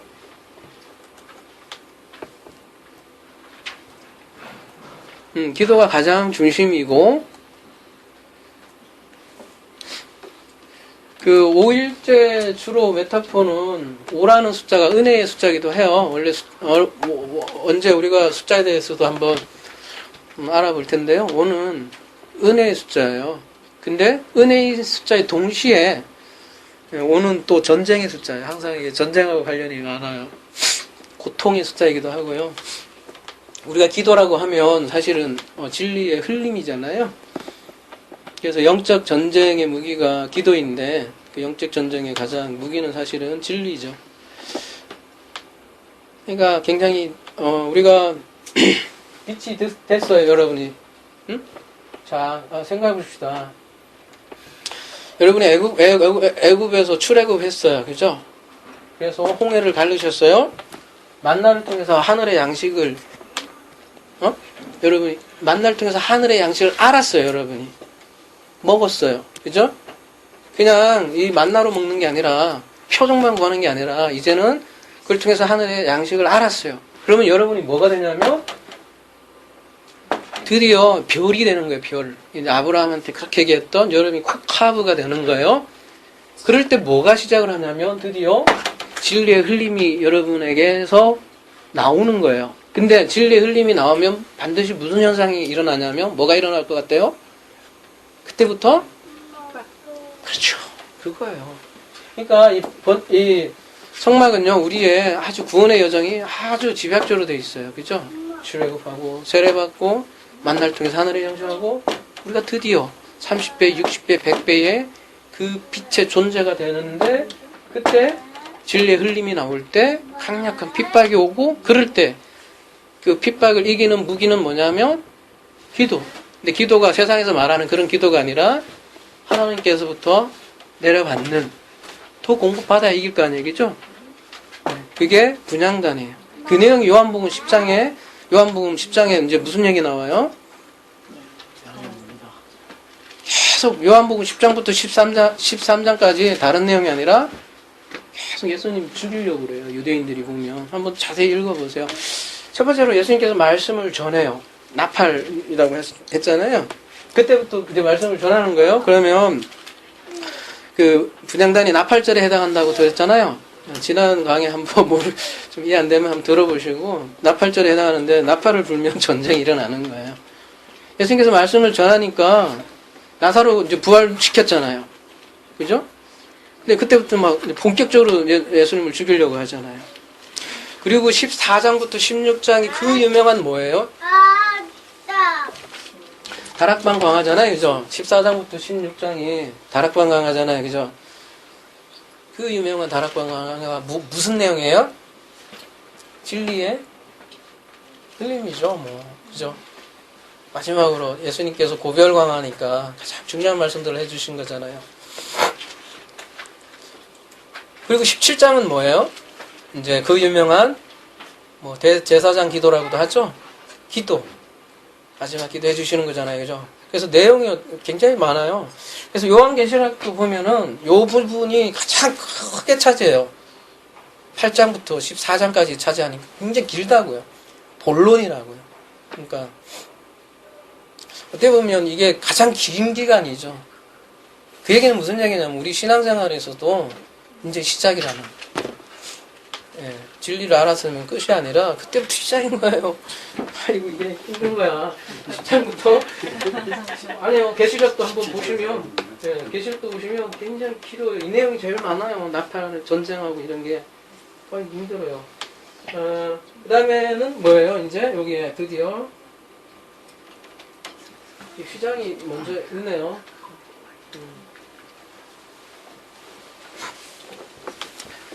자, 18장, 요한복음 18장 내용이 뭐예요, 이제 그러면?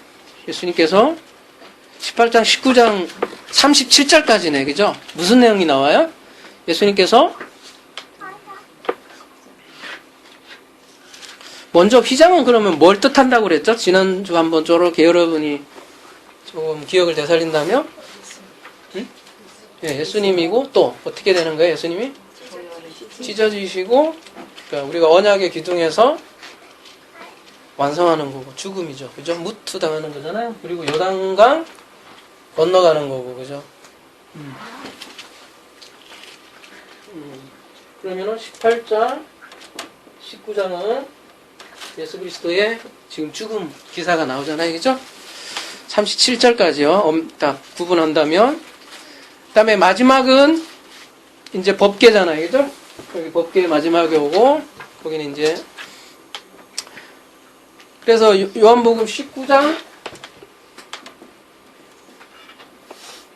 38절부터 끝까지 21장은 법궤에게 나와요. 여러분 잘 살펴보시면 무덤은 지성소로 표현이 돼요. 요한복음에서는 지성소로 표현돼요. 그래서 두 천사가 나타나잖아요. 하필이면 저기 다른 기사에서는 두 사람이라도 막 나오고 하는데 요한복음에서는 두 천사로 표현이 돼요. 왜 그렇게 했어요? 그 언약궤에 스랍이 몇 스랍이 있었죠? 두 스랍이 이렇게 있어요. 근데 지금은 천사가 예수님이 하나는 머리 쪽에 하나는 발치에 이렇게 있어갖고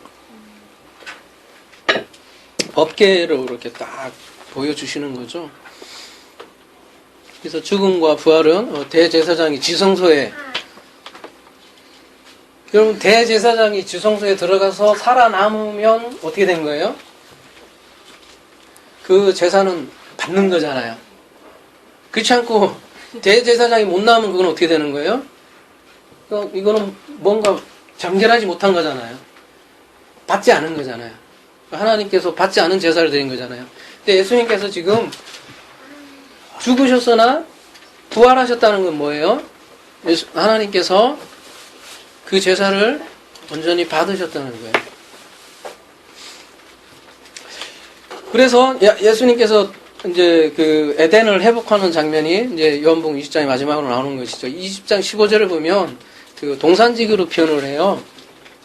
근데 하필이면 그 동산지기라고 표현을 한 게 그 에덴 동산지기 마지막 아담이라는 거를 이렇게 표현을 하죠. 그리고 일곱 귀신으로부터 회복된 막달라 마리아 얘기가 나오고 그거는 이제 교회 회복된 새로운 하와를 이렇게 상징을 하고요. 이렇게 요한복음은 이렇게 성전에 메타포를 이렇게 갖고 있어요.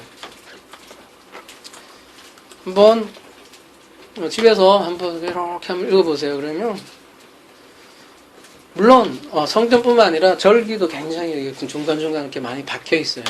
그런 걸 알면 우리가 훨씬 더 와닿을 것 같아요. 자, 마지막으로 요한계시록이 어떻게 되어 있는가 우리가 한번 알아보도록 하겠습니다. 자, 지금 우리가 계속 성전에 관해서 얘기를 하고 있잖아요, 그죠?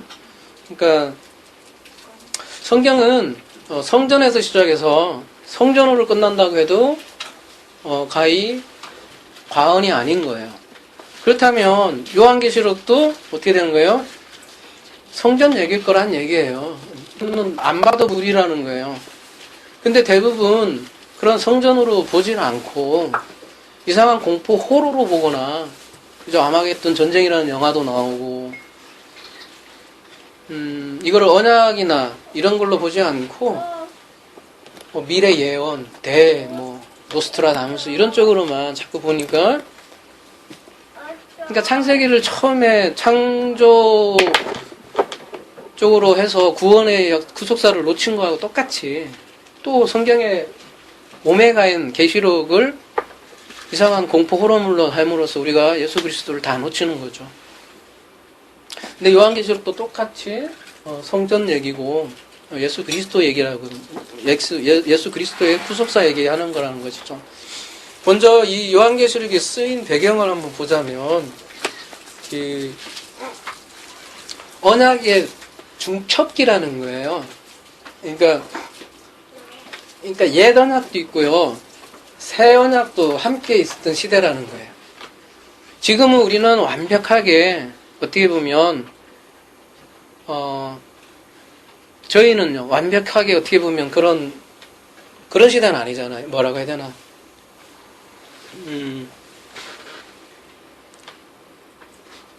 그 사도들이 살았을 때는, 그러니까 말하자면 구약도 있었고, 그죠? 성경도 뭐 그들이 생각하는 성경도 없었잖아요. 그러니까 그들의 정신 사상은 구약 사상이었다고요. 그대로. 그러니까 요한복음도 다 그렇듯이. 근데 또 사도 바울처럼 그러면 새 언약을 이해한 그 정신이 같이 공존하던 시기라고요. 우리가 성경을 좀 우리가 그런 쪽으로 다시 한번 좀 생각을 해봐야 될 것 같아요. 무조건 이게 단어 한자 한자를 그렇게 문자적으로 그대로 그런 문자 숭배주의라기보다는 그 시대의 좀 흐름을 좀 생각을 하고 이 성경을 좀 봤으면 좋겠다는 거예요. 예, 첫 번째로는요.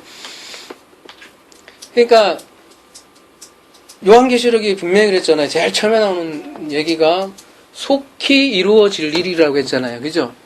이게 굉장히 중요한 말이에요. 속히 이루어질 일이라는 말이 굉장히 많이 나와요. 그러면은 요한계시록이 쓰였던 당시가 어느 시대냐면, 그 당시 옛 언약과 새 언약이 중첩되어 있는 기간이기 때문에 속히 일어난다는 것은 적어도 우리가 한 세대, 너희가 이 세대 지나가기 전에 이 일을 보리라고 종말 강화에서도 얘기하거든요. 그 얘기는 속히 일어날 일이란 말이에요. 그러면 우리 지금 우리 시대의 2000년 시대는 뭐예요? 일어났어야 되는 일이에요. 무슨 일이든 간에, 어떤 해석이든 간에. 그렇잖아요? 그게 중요한 거고요. 예수님께서 예를 들면 무화과나무 이렇게 저주를 하시잖아요.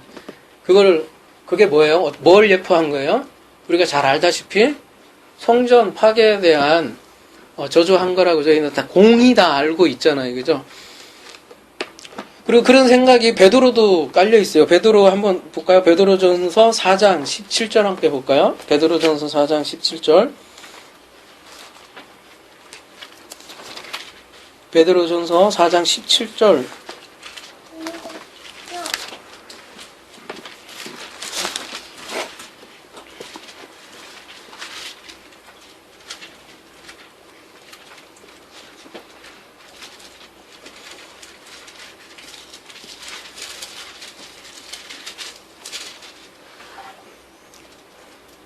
하나님의 집에서 심판을 시작할 때가 되었나니 만일 우리에게 먼저 하면 하나님의 복음을 순종하지 않아하는 자들의 그 마지막은 어떠하며. 이게 무슨 말이에요? 어디에서 심판을 한대요? 하나님의 집에서 심판을 한대요. 그죠? 우리 집은 이제 상황 많이 배웠으니까 하나님의 성전에서 먼저 심판을 한대요. 먼저. 그러니까 항상 이게 원리예요. 항상 언약 백성에게 먼저 하나님은 심판을 하세요. 먼저는 유대인에게 먼저 하고 나중에는 이방인 이런 식으로. 그러니까 심판은 항상 남들 얘기가 아니라 먼저 자신에게 심판이 온다고요. 그러니까 감난산 강한, 그러니까 마태복음 24장도 똑같은 얘기예요.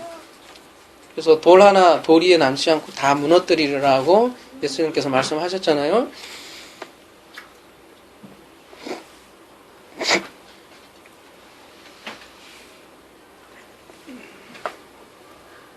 그러니까 이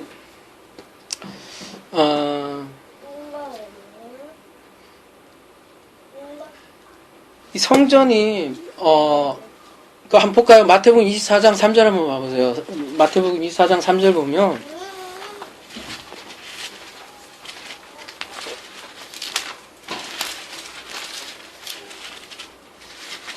예수께서 감난산에 앉으실 때에 제자들이 조용히 와서 이르되 우리에게 이르소서 어느 때에 이런 일이 있겠사오며 또 주의 임하심과 세상 끝에는 무슨 징조가 있으리오리까 이렇게 되어 있어요. 그 예수님께서 앞에서 돌 하나 돌 위에 남지 않고 다 무너지리라. 그리고 23장 36절에 보면 내가 진실로 너에게로 오느니 이것이 다 이 세대에 이루어지리라. 그리고 23장 내용이 뭐냐면요. 여러분 마태복음 23장 내용이 뭐냐면 계속 서기관들과 바리새인들하고 지금 싸우는 얘기 나오죠. 응?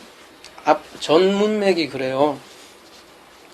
계속 서기관과 바리새인이나 이놈의 뱀들아 독사의 새끼들아 이렇게 하고 싸우고 계속 얘기하는 문맥 속에서 지금 나오는 거예요. 그리고 성전이 돌 하나 남기지 않고 무너지리라 얘기를 하니까 제자들이 뭐냐고 하니까 제자들이 그러면 주의 임하심과 세상 끝에는 무슨 일이 일어나냐 이렇게 질문을 하는 거예요. 이건 무슨 얘기냐면 제자들은 성전이 무너지는 것을 세상 끝으로 알았던 거예요. 우리는요 우주적 종말로, 그러니까 우리 현대인들은 뭐 이렇게 우주에 대해서 좀 잘 알아요. 지금 제자들보다도 이렇게 막 비행기도 싸고 이렇게 허블 망원경도 다 있기 때문에 그런 우주 종말도 생각 좀 하지만 이때 당시 우주적 종말 개념은 우리가 생각하는 그런 우주 종말 개념이 아니라 언약적 종말을 얘기하는 거예요. 그러니까 예수님께서 돌성전 다 무너지리라 하니까 그 세상 끝으로 알고 있다고요. 그 사람들은. 그게 유대인들이 생각한 언약적 공적 종말이라는 거죠. 근데 우리는 그런 개념이 많이 약한 것 같아요. 특별히 언약 개념이, 언약이라는 저희들이 자꾸 다루는 게, 언약이라는 이런 관념 자체가 현대인들에는 없기 때문에 자꾸 그걸 우리 개념으로 성경을, 투사를 한다는 거예요. 그 당시의 개념으로, 그러니까 그 당시에 제자들이 본 눈으로 봐야 되는데, 자꾸 현대과학으로 보니까, 자꾸 종말론이 세대 종말론으로 돼버리는 거고, 분명히 이루어질, 속히 오리라. 예수님께서 속히 파루시아 할 거다고 얘기를 했는데도 아직도 뭐 이루어지지도 않은 일이고 계속 기다리고 있잖아요. 계속 그분을.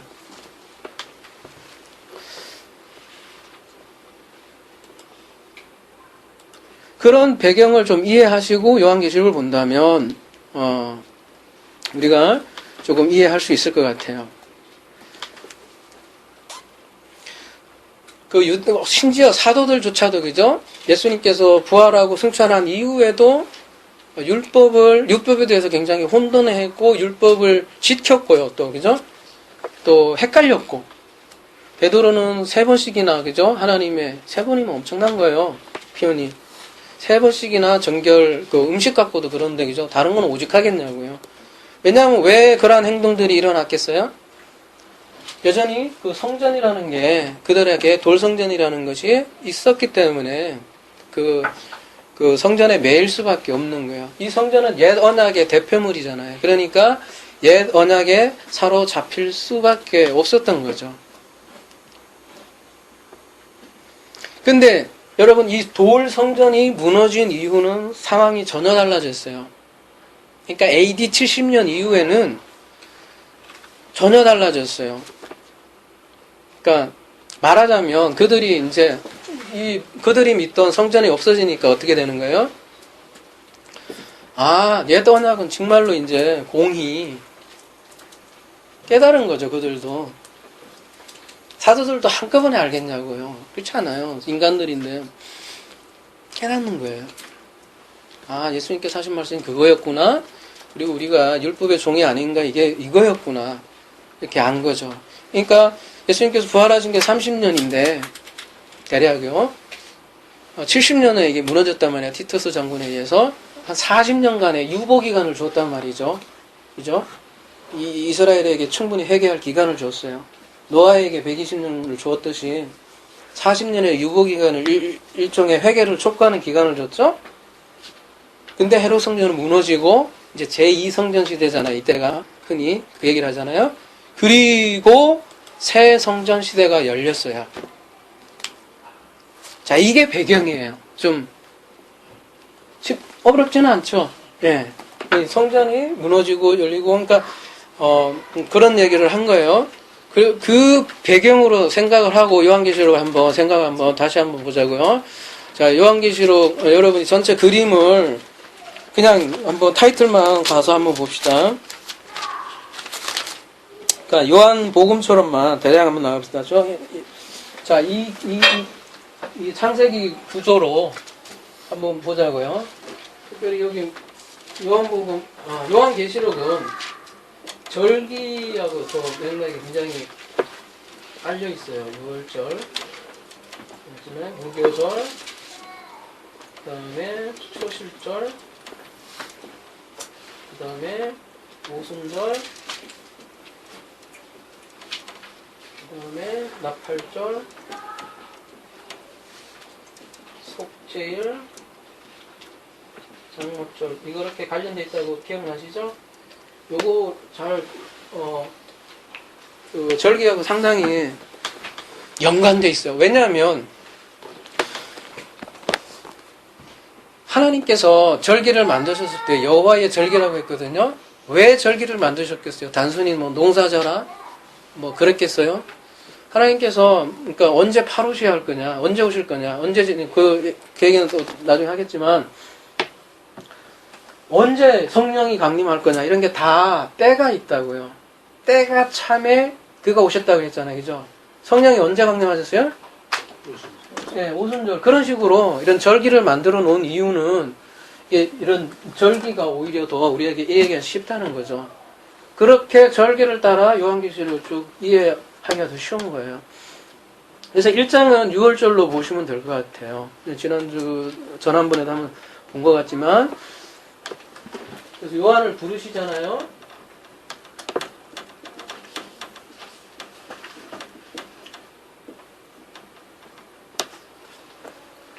그 주의 날에 그죠? 요한이 예수님을 부르셔요. 우리에게. 그리고 2장 3장은 무슨 내용이 나오죠? 쭉 한번 보세요, 여러분. 2장 3장 보면 어떤 내용이 나와요? 응? 교회에게. 이게 편지 형태로 돼서 너 잘했다, 너 못했다 이런 형식이 나오는 형태잖아요. 그죠? 상, 벌. 너 처음 사랑을 잃었어. 그러나 너는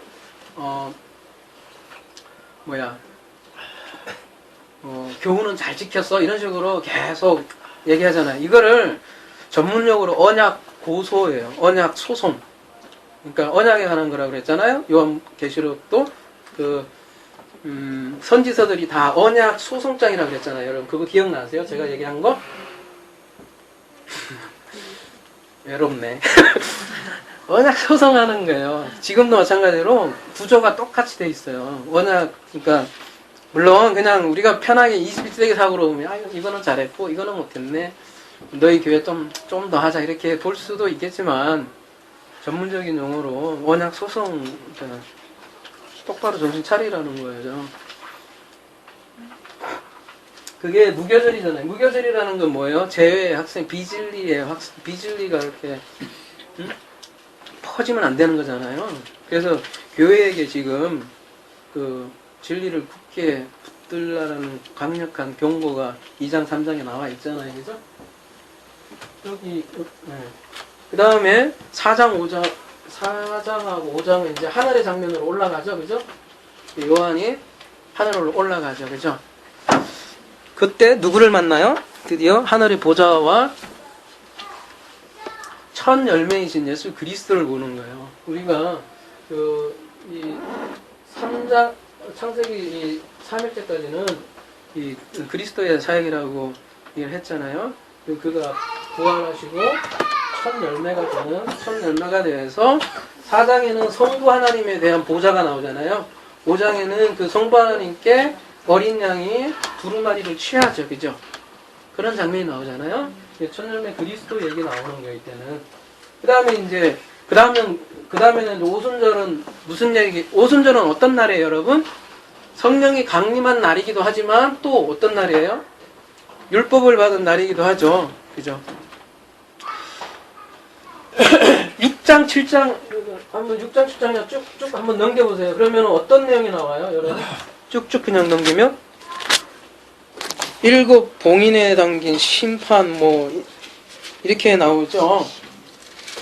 그냥 내용으로 보면 어때요? 이에 내가 보니 흰말이 있는데 그 탄자가 활을 가졌고 멸관을 받고 나아가서 이기고 또 이기더라. 둘째 인을 뗄 때에 내가 들으니 둘째 생물이 말하되 오라. 붉은 물이 나오더라. 큰 타자가 허락받아 합병을 제하여 버리며 서로 죽이게 하며 큰 칼을 받았더라. 셋째 인을 뗄 때에 내가 들으니 셋째 생물이 말하되 오라 하기로 검은 말이 나오는데 그 탄자가 손에 저울을 가졌더라. 이런 식으로 나오잖아요. 이런 거 보니까 겁나죠, 여러분. 야, 겁나죠. 막 흰말 나고 검은말 나고 막 청황색 나고 이런 거. 이거 막 겁나잖아요. 그러니까 막 코로물 생각나잖아요. 이게 다른 얘기가 아니라 이게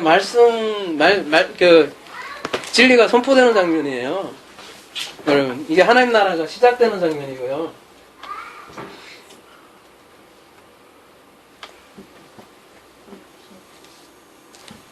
여러분, 오순절이잖아요.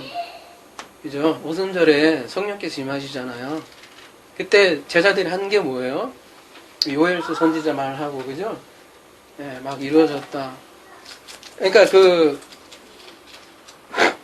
언어가 묵시 언어라는 게 그런 거예요. 우리가 볼 때는 막 공포스럽고 막 두렵고 막 그런 용어 같은데, 그게, 그렇게 두렵게 보는 사람들은 두렵게 보는 거예요. 근데 이걸 아는 사람들은 이게 생명의 검이 가서 싸우는 거예요. 이제 이기고 또 이기는 거예요.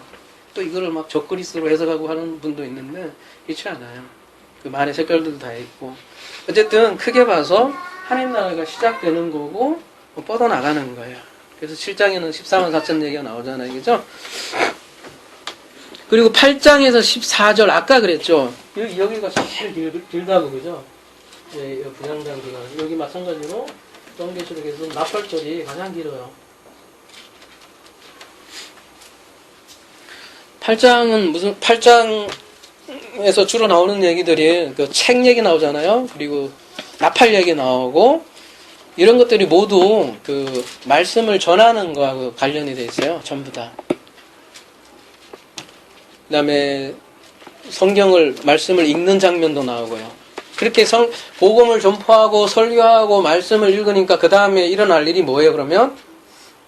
전쟁이 일어날 거 아니에요, 그죠? 그게 12장부터 14장이 계속 그 얘기 나오는 거예요. 12장 보면 또 다시 돌아가서 예수님이 태어나고 다시 막 쫓겨다니고 하는 내용이 또 나오잖아요. 그리고 14장은 마지막으로 뭐예요? 지난주 우리가 다뤘죠? 14만 4천. 그래서 결국은 뭐예요?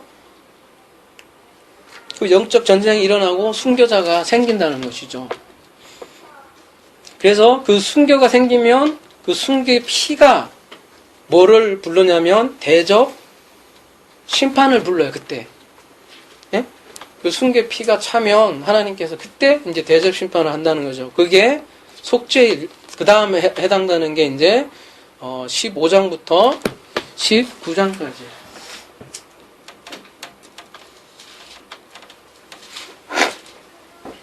그러니까 15장, 16장이 이제 그 대접 심판 내용이 나오잖아요. 그죠? 그 전에 회개 기회가 주어져요. 여기가 속죄일이기 때문에. 근데 유대인들은 회개하지 않는다고 계속 그 장면들이 나와요. 끝까지 회개하지 않는다.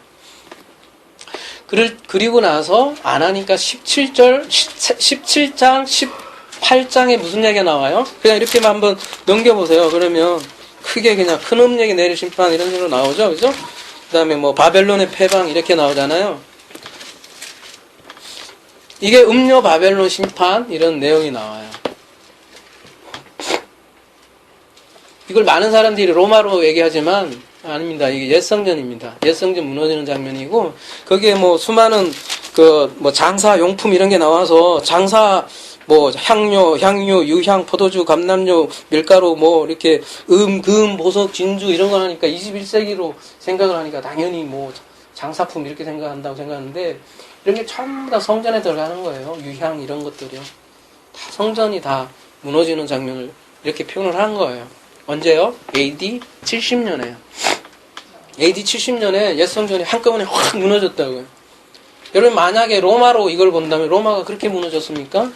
아니에요. 로마는 속히 일어날 일도 아니었었고 한참 뒤에 그것도 이렇게 무너지지도 않았어요. 그리고 계시록이 쓰여진 거는 성전 파괴 이유가 있나요? 그거는 한참 그 주제를 한참 길게 해야 될 것 같아요. 제가 그것도 여러 그거는 한참 논의해야 될 것 같아요. 그거는 강해를 한다거나 우리는 대부분이 그러니까 간단히 얘기하면요. 언제 한번 자세하게 얘기할게요. 근데 19세기까지는 전후로 그러니까 줄이었어요. 19세기. 근데 이제 자유주의가 들어오면서 이게 이제 그 후기로 바뀌었어요. 그거가 있고 그 주류가 그러니까 그 전에는 전이 주류였고요. 그 후가 나중에는 이제 지금은 90%는 전부 다 후기로 알고 있어요. 근데 뭐 그건 너무 긴 얘기라 근데 그 둘 다 근거가 충분히 있어요. 둘 다 충분히 근거가 있는데 우리는 그런 걸 다 떠나서 내용을 보는 거예요. 내용을 보자는 거죠. 왜냐하면 그 이유일 수도 있고 전일 수도 있어요. 충분히. 그 이레네우스가 얘기한 걸 갖고 그 후기주의자들은 가장 얘기를 많이 하거든요. 이레네우스가 그 도미티안 황제 때 그 예언이 있었다라고 한 거를 그 가지고 그 후기로 얘기하는 사람들은 후기로 얘기하는데 있었다라는 거지 계시록을 썼다는 얘기는 아니었거든요. 그런 얘기도 있고 굉장히 길게 논의해야 될 부분이에요. 만약에 요한계시록을 강의한다면 깊게 얘기해야 될 문제예요. 만약에 이게 후기로 본다면 이 성전 무너지는 걸 보고 그걸 메타포로 우리에게 알려주는 거라고 되는데 그렇게 되면 속히 일어날 일들이라는 거랑 반하거든요. 그러면 딱 뻔히 나보고 뭐 그러면은 무슨 얘기밖에 안 나오냐면 그렇게 되면 우리 개인 성전만 얘기하게 돼요. 그렇게 되면 말씀하신 대로 만약에 후기로 되면 요한이 성전 무너지는 거 보고 쓴 거예요. 그리고 이거는 우리 교훈으로만 말하자면 우리가 아까 성전이 세 가지가 있다고 했잖아요. 우주, 건물, 나. 그렇게 되면 나라고만 해석을 하게 돼요. 모든 거는 교훈만 되는 거예요. 자기에게 일어날 일. 그렇게 되면 예수님의 파루시아 재림이 어떤 문제가 되냐면 끝난 거예요. 완전히. 그렇게 되면. 속히 올리니까 왔으니까. 왔어야 되는 거예요. 아니 어떻게 되는 거예요? 하여튼 말이 안 맞는 게 한두 가지가 아니에요. 그렇게 되면. 그러니까 성경에는 중요한 원칙이 있어요. 그 역사성을 뛰어넘고 그대로 점핑을 하면 해석은 없는 거예요. 그리고 적용만 있는 거예요. 그렇게 되면. 우리가 그걸 잘 알아야 될 것 같아요. 사건이 있고요. 의미가 있다고 그랬잖아요. 근데 우리는 의미를 추구해요. 궁극적으로. 그렇지만 사건을 부정을 하거나 예를 들어서 아까 마가복음 오전에 강의를 했어요. 맹인 치유한 거. 자유주의자들은 그런다니까요. 맹인 치유한 거를 부정한다니까요. 예수님은 치유한 적도 없다고 얘기를 해요. 그냥 교훈을 위해서 그거를 그죠? 목사님? 예수님은 바다 위를 걸은 적도 없다. 그냥 교훈을 위해서 했다. 오병이요? 그런 사건? 야, 떡을 어떻게 띄어? 그 대담을 그렇게 얘기한단 말이에요. 그게 해석 없는 적용이라고요. 그러니까 사건 없는 의미, 역사 없는 그 뭐라고 해야 되나요? 그거를 영이라고 합니다. 근데 제가 왜 그런 얘기를 하냐면 그래서 우리가 성전을 얘기할 때 우주, 건물, 나 이게 중요한 이유가 그거예요. 요한계시록을 만약에 그 로마로 보거나 바벨론으로 보면 그런 얘기밖에 안 돼요. 세상과 나에 대한 싸움만 밖에 안 돼요. 그렇게 되면. 세상과 나에 대한. 그러니까 영적 전쟁으로만 그냥 추상적인 상징주의라고 그래요. 그걸. 완전히 이건 자세하게 다뤄야 되는 문제인데 오늘 주제 번외인데 그거를 상징주의라고 그래요. 이상주의라고도 하고요. 이게 큰 해석의 주류예요. 오늘날 교회에. 이거 아니면 전부 다 세대주의거나요. 대부분은 그래요. 지금은. 전부 다 로마로 보고요. 세상과 나로 봐요. 그러면 지가 666인 걸 모른다니까. 그렇게 되면 세상은 타락했고 교회는 좋은 줄 안다니까요. 근데 성경에서 얘기하는 건 그게 아니에요. 아까 베드로서 4장이 분명히 얘기했잖아요. 심판은 하나님의 집부터 시작한다는 거예요. 가장 유의할 부분은 우리고 우리 안에 있는 우리가 가지고 있는 그 교회가 가장 점검할 대상자고 그게 바로 666이고 그게 우리가 초점을 맞춰야 된다는 거예요. 그래서 근거는 둘 다 있어요. 그 64년에서 66년설 그다음에 95년 이후에 아주 노년기에 했다는 두 가지 설이 둘 다 있다고요. 그리고 근거도 어느 정도는 있어요. 그런데 중요한 거는 본문 텍스트는 뭘 얘기하냐가 중요하다는 거죠. 둘 다 어차피 설이라면 우리는 본문에 충실하자는 얘기죠. 창세기부터 이때까지 쭉 흘러온 그 예수 그리스도의 관점, 성경 관점, 언약 관점 전체적으로 봐서 본문을 봤을 때 그죠? 우리가 이레네우스 한 사람에만 목숨 걸어야 된다고요. 이레네우스가 헛소리 가끔 많이 해요. 예를 들어서 터툴리안의 예를 들어서 사밀씨 얘기했어. 그 사람 아니면 우리가 칼빈 혹은 어거스틴 한 사람이 얘기했어. 그 사람에게만 목숨 걸 거냐고요. 근데 텍스트가 뭘 얘기하냐가 중요한 거라고요. 근데 텍스트는 처음부터 끝까지 언약 얘기요, 성전 얘기라고요. 창세부터 끝까지. 그러면 텍스트 자체를 존중을 하면 이거는 전해일 수밖에 없어요.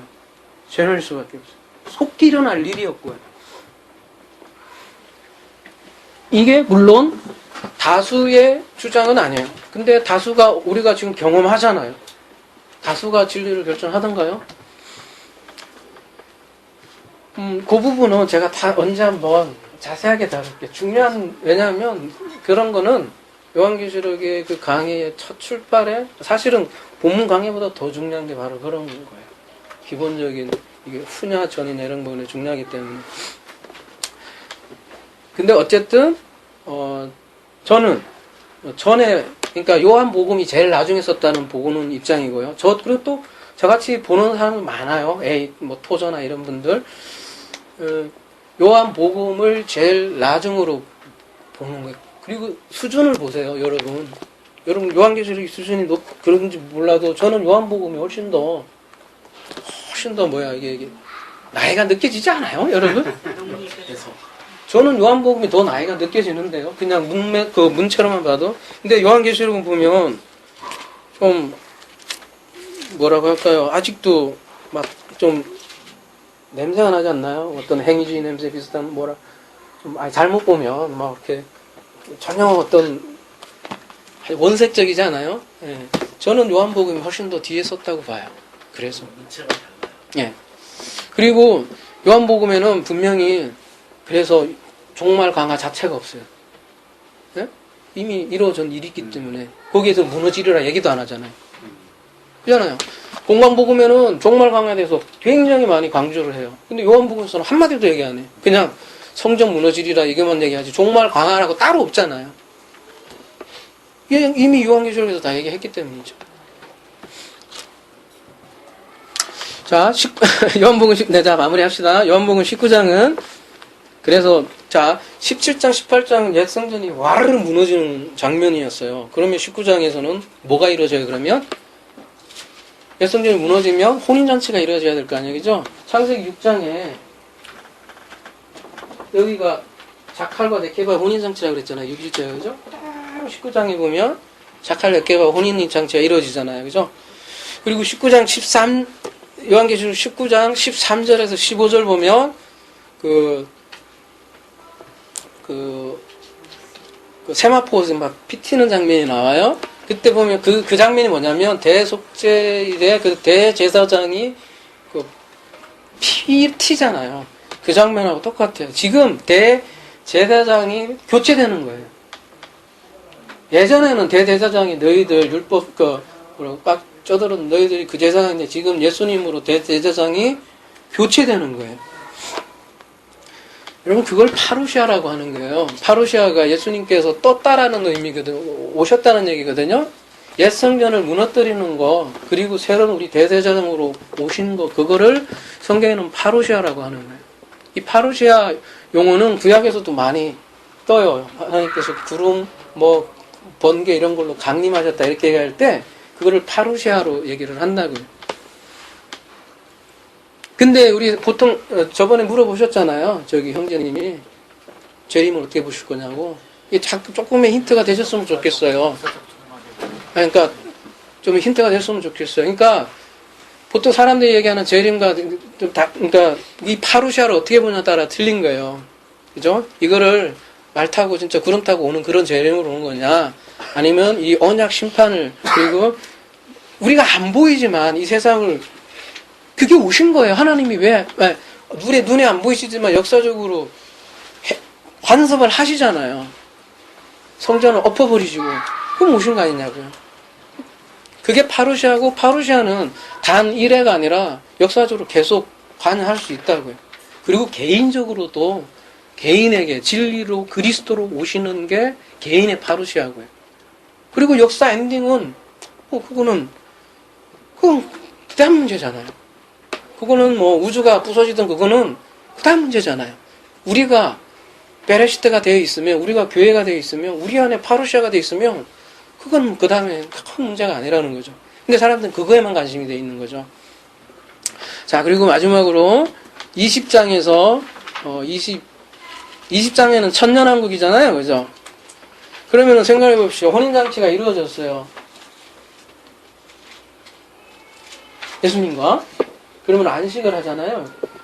그리고 그러면 그게 죽어서 안식하는 걸까요? 여러분 죽어서 가는 성경은 그렇게 얘기 안 해요. 지금 천년왕국은 죽어서 가는 천년왕국을 얘기하는 게 아니라 예수님과 혼인잔치 그러니까 씨를 가진 우리가 네케바가 되잖아요. 우리 성도가 응? 많은 사람들이 그런 얘기를 한다고. 내가 진리가 됐어. 진리를 알았어.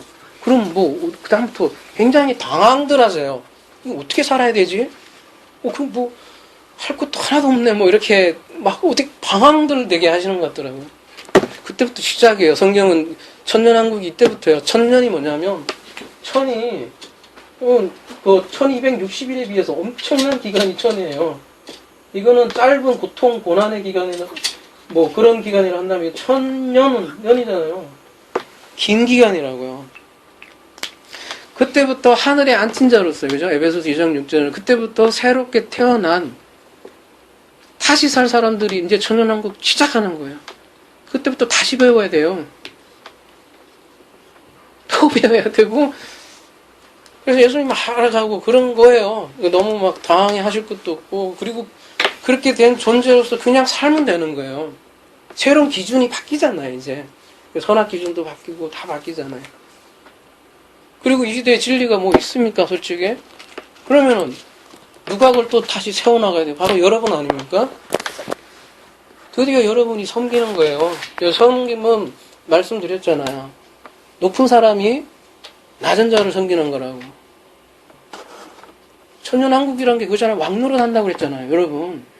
이거를 그냥 너무 뭐라고 합니까? 너무 추상적으로 생각하지 마시고 여러분이 이제 드디어 왕 되는 거예요. 여러분이 드디어 제사장 되는 거라고요. 그래서 베드로가 너희가 왕 같고 제사장 같은 제정의를 하잖아요. 그러니까 나는 아파로야 벌레야 그거만 먹는 게 아니라 이제부터 진짜 왕으로 살아야 된다고요. 그게 죽어서 사는 게 아니라 지금 그 왕과 제사장만이 이런 새로운 진리와 임무를 위에서 내려줄 수 있다고요. 여러분이 그런 존재가 반드시 돼야 되는 거예요. 우리라는 공동체가 그러한 물들을 만들어내야 되고 보내주고 섬기고 그런 게 지금 20장 천년왕국의 모습인데 마지막에 보면 마곡과 곡의 전쟁이 나오잖아요. 그죠? 마지막 고비는 있는 거예요. 죽을 때. 이건 나중에 하기로 하고요. 그러면 21장 22절에서 5절까지 새하늘과 새 땅 나오잖아요. 그죠? 이게 완성된 이거는 뭐 두말할 것도 없이 성전의 모습이죠, 그죠? 여러분 읽어보시면, 그죠? 근데 그 두말할 것 없는 성전의 모습이지만, 거기 보면 여전히 치유하는 모습이 여전히 나와요. 그러니까 이 새하늘과 새 땅도 죽어서 가는 새하늘과 새 땅이 아니고, 여기서 시작돼요. 그러나 아직 완성은 안 된 거예요. 뭐 흔히 신학 때는 already not yet이라고 얘기하는, 그러나 분명한 것은 새하늘과 새 땅이 지금 여기에서 시작되는 사람은 시작되는 거죠. 그리고 마지막에 22장 5절에서 21절까지 마라나타로 끝나는 것이죠. 자, 결론 맺겠습니다. 자, 새 성전은 그러니까 그리스도가 머리된 보이지 않는 성전입니다. 베레시트예요. 그러니까 창세기 1장 1절로 다시 돌아가는 거예요. 하나님께서 그 베레시트를 위해서 벌써 창세기를 시작하신 거예요. 응? 그리스도가 머리된 성전. 그게 새 성전이에요. 그걸 위해서 역사는 달려왔고, 그거야말로 에덴의 회복이고, 그게 요한계시록 그 내용이고, 그게 속히 이루어질 내용이고요. 자, 요한 시대에 있어서는 그게 속히 될 일이, 옛 성전이 요한에게서는 속히 될 일이죠. 그러면 우리에게는 속히 될 일이 뭐가 돼야 돼요? 요한 시대는, 그러니까 사도 시대는 성경을 쓰기 위해서, 그죠? 그 옛 성전이 무너지는 건 하나의 교보제로 하나님께서 역사 속에서 보여줬을 거 아니에요. 아브라함도 피스티스로서 그 과정을 보여줬을 거 아니에요, 그죠? 성전도 마찬가지라고요. 그들에게 있어서는 속히 이루어질 일이고 그게 교보제였다면 우리는 돌성전 무너졌잖아요. 지금 우리에게는 속히 될 일이 그게 아니잖아요. 우리에게는 그게 이제 아니라 그 교보제로 그걸 봐서 메시지를 많이 찾아야 되고 결국 우리는 그 다음에 우리에게 내가 되는 거예요. 내가. 그 다음에 그죠? 우리에게 옛 성전이 무너지고 새 성전을 와야 돼요. 우리에게 구약이 무너지고 신약이 들어와야 되고 우리에게 예수가 무너지고 그리스도로 우리에게 와야 돼요. 그걸 우리에게 개인의 파루시한 거예요. 그게 아멘 마라나타, 우리에게 마라나타가 돼야 되는 거예요. 그게 이미 성취되었다면 더 이상 마라나타는 외치실 거 없죠. 그게 바로 구원이에요. 구원은 우리가 어렵게 생각할 거 없이 뭐 여러 가지 있겠지만 우리가 베레시트 되는 거예요. 우리가 성전 되는 거예요. 그냥 우리가 베레시트 되는 거예요. 그게 목적이었던 거예요. 그게 고린도전서 3장 16절 너희들이 성전 아니냐 그렇게 얘기한 거예요. 우리 모두가 이렇게 하나님의 성전 돼서 그죠? 성전 돼서 살아가는 우리가 되었으면 좋겠습니다. 사랑이 많으신 하나님 아버지 은혜 참으로 감사합니다. 우리 성전을 통해서 하나님의 구원의 역사를 알아보았습니다. 아버지 하나님 참으로 저희들을 하나님이 거하실 초소로 삼아주시니 참으로 감사합니다. 아버지 그것을 위해서 이렇게 수천 년의 아버지 역사를 하나님께서 운영하셨고 또 우리 개인에게 이렇게 은혜 베풀어 주시고 또 그 수많은 무리들 중에 이렇게 또 특별히 아버지 이렇게 소수의 아버지 알아들을 수 있는 귀를 주신 참 하나님의 은혜 참으로 감사드립니다. 아버지 우리가 이 진리를 알았다면 이제부터 시작임을 배웠습니다. 아버지여 우리 공동체가 함께 하나님의 진리를 더욱더 알아가서 하나님의 아버지 왕노릇하며 하나님의 진리를 흘려내릴 수 있도록 하나님 주님께서 은혜로 허락하여 주시옵소서. 예수 그리스도의 이름으로 기도드립니다.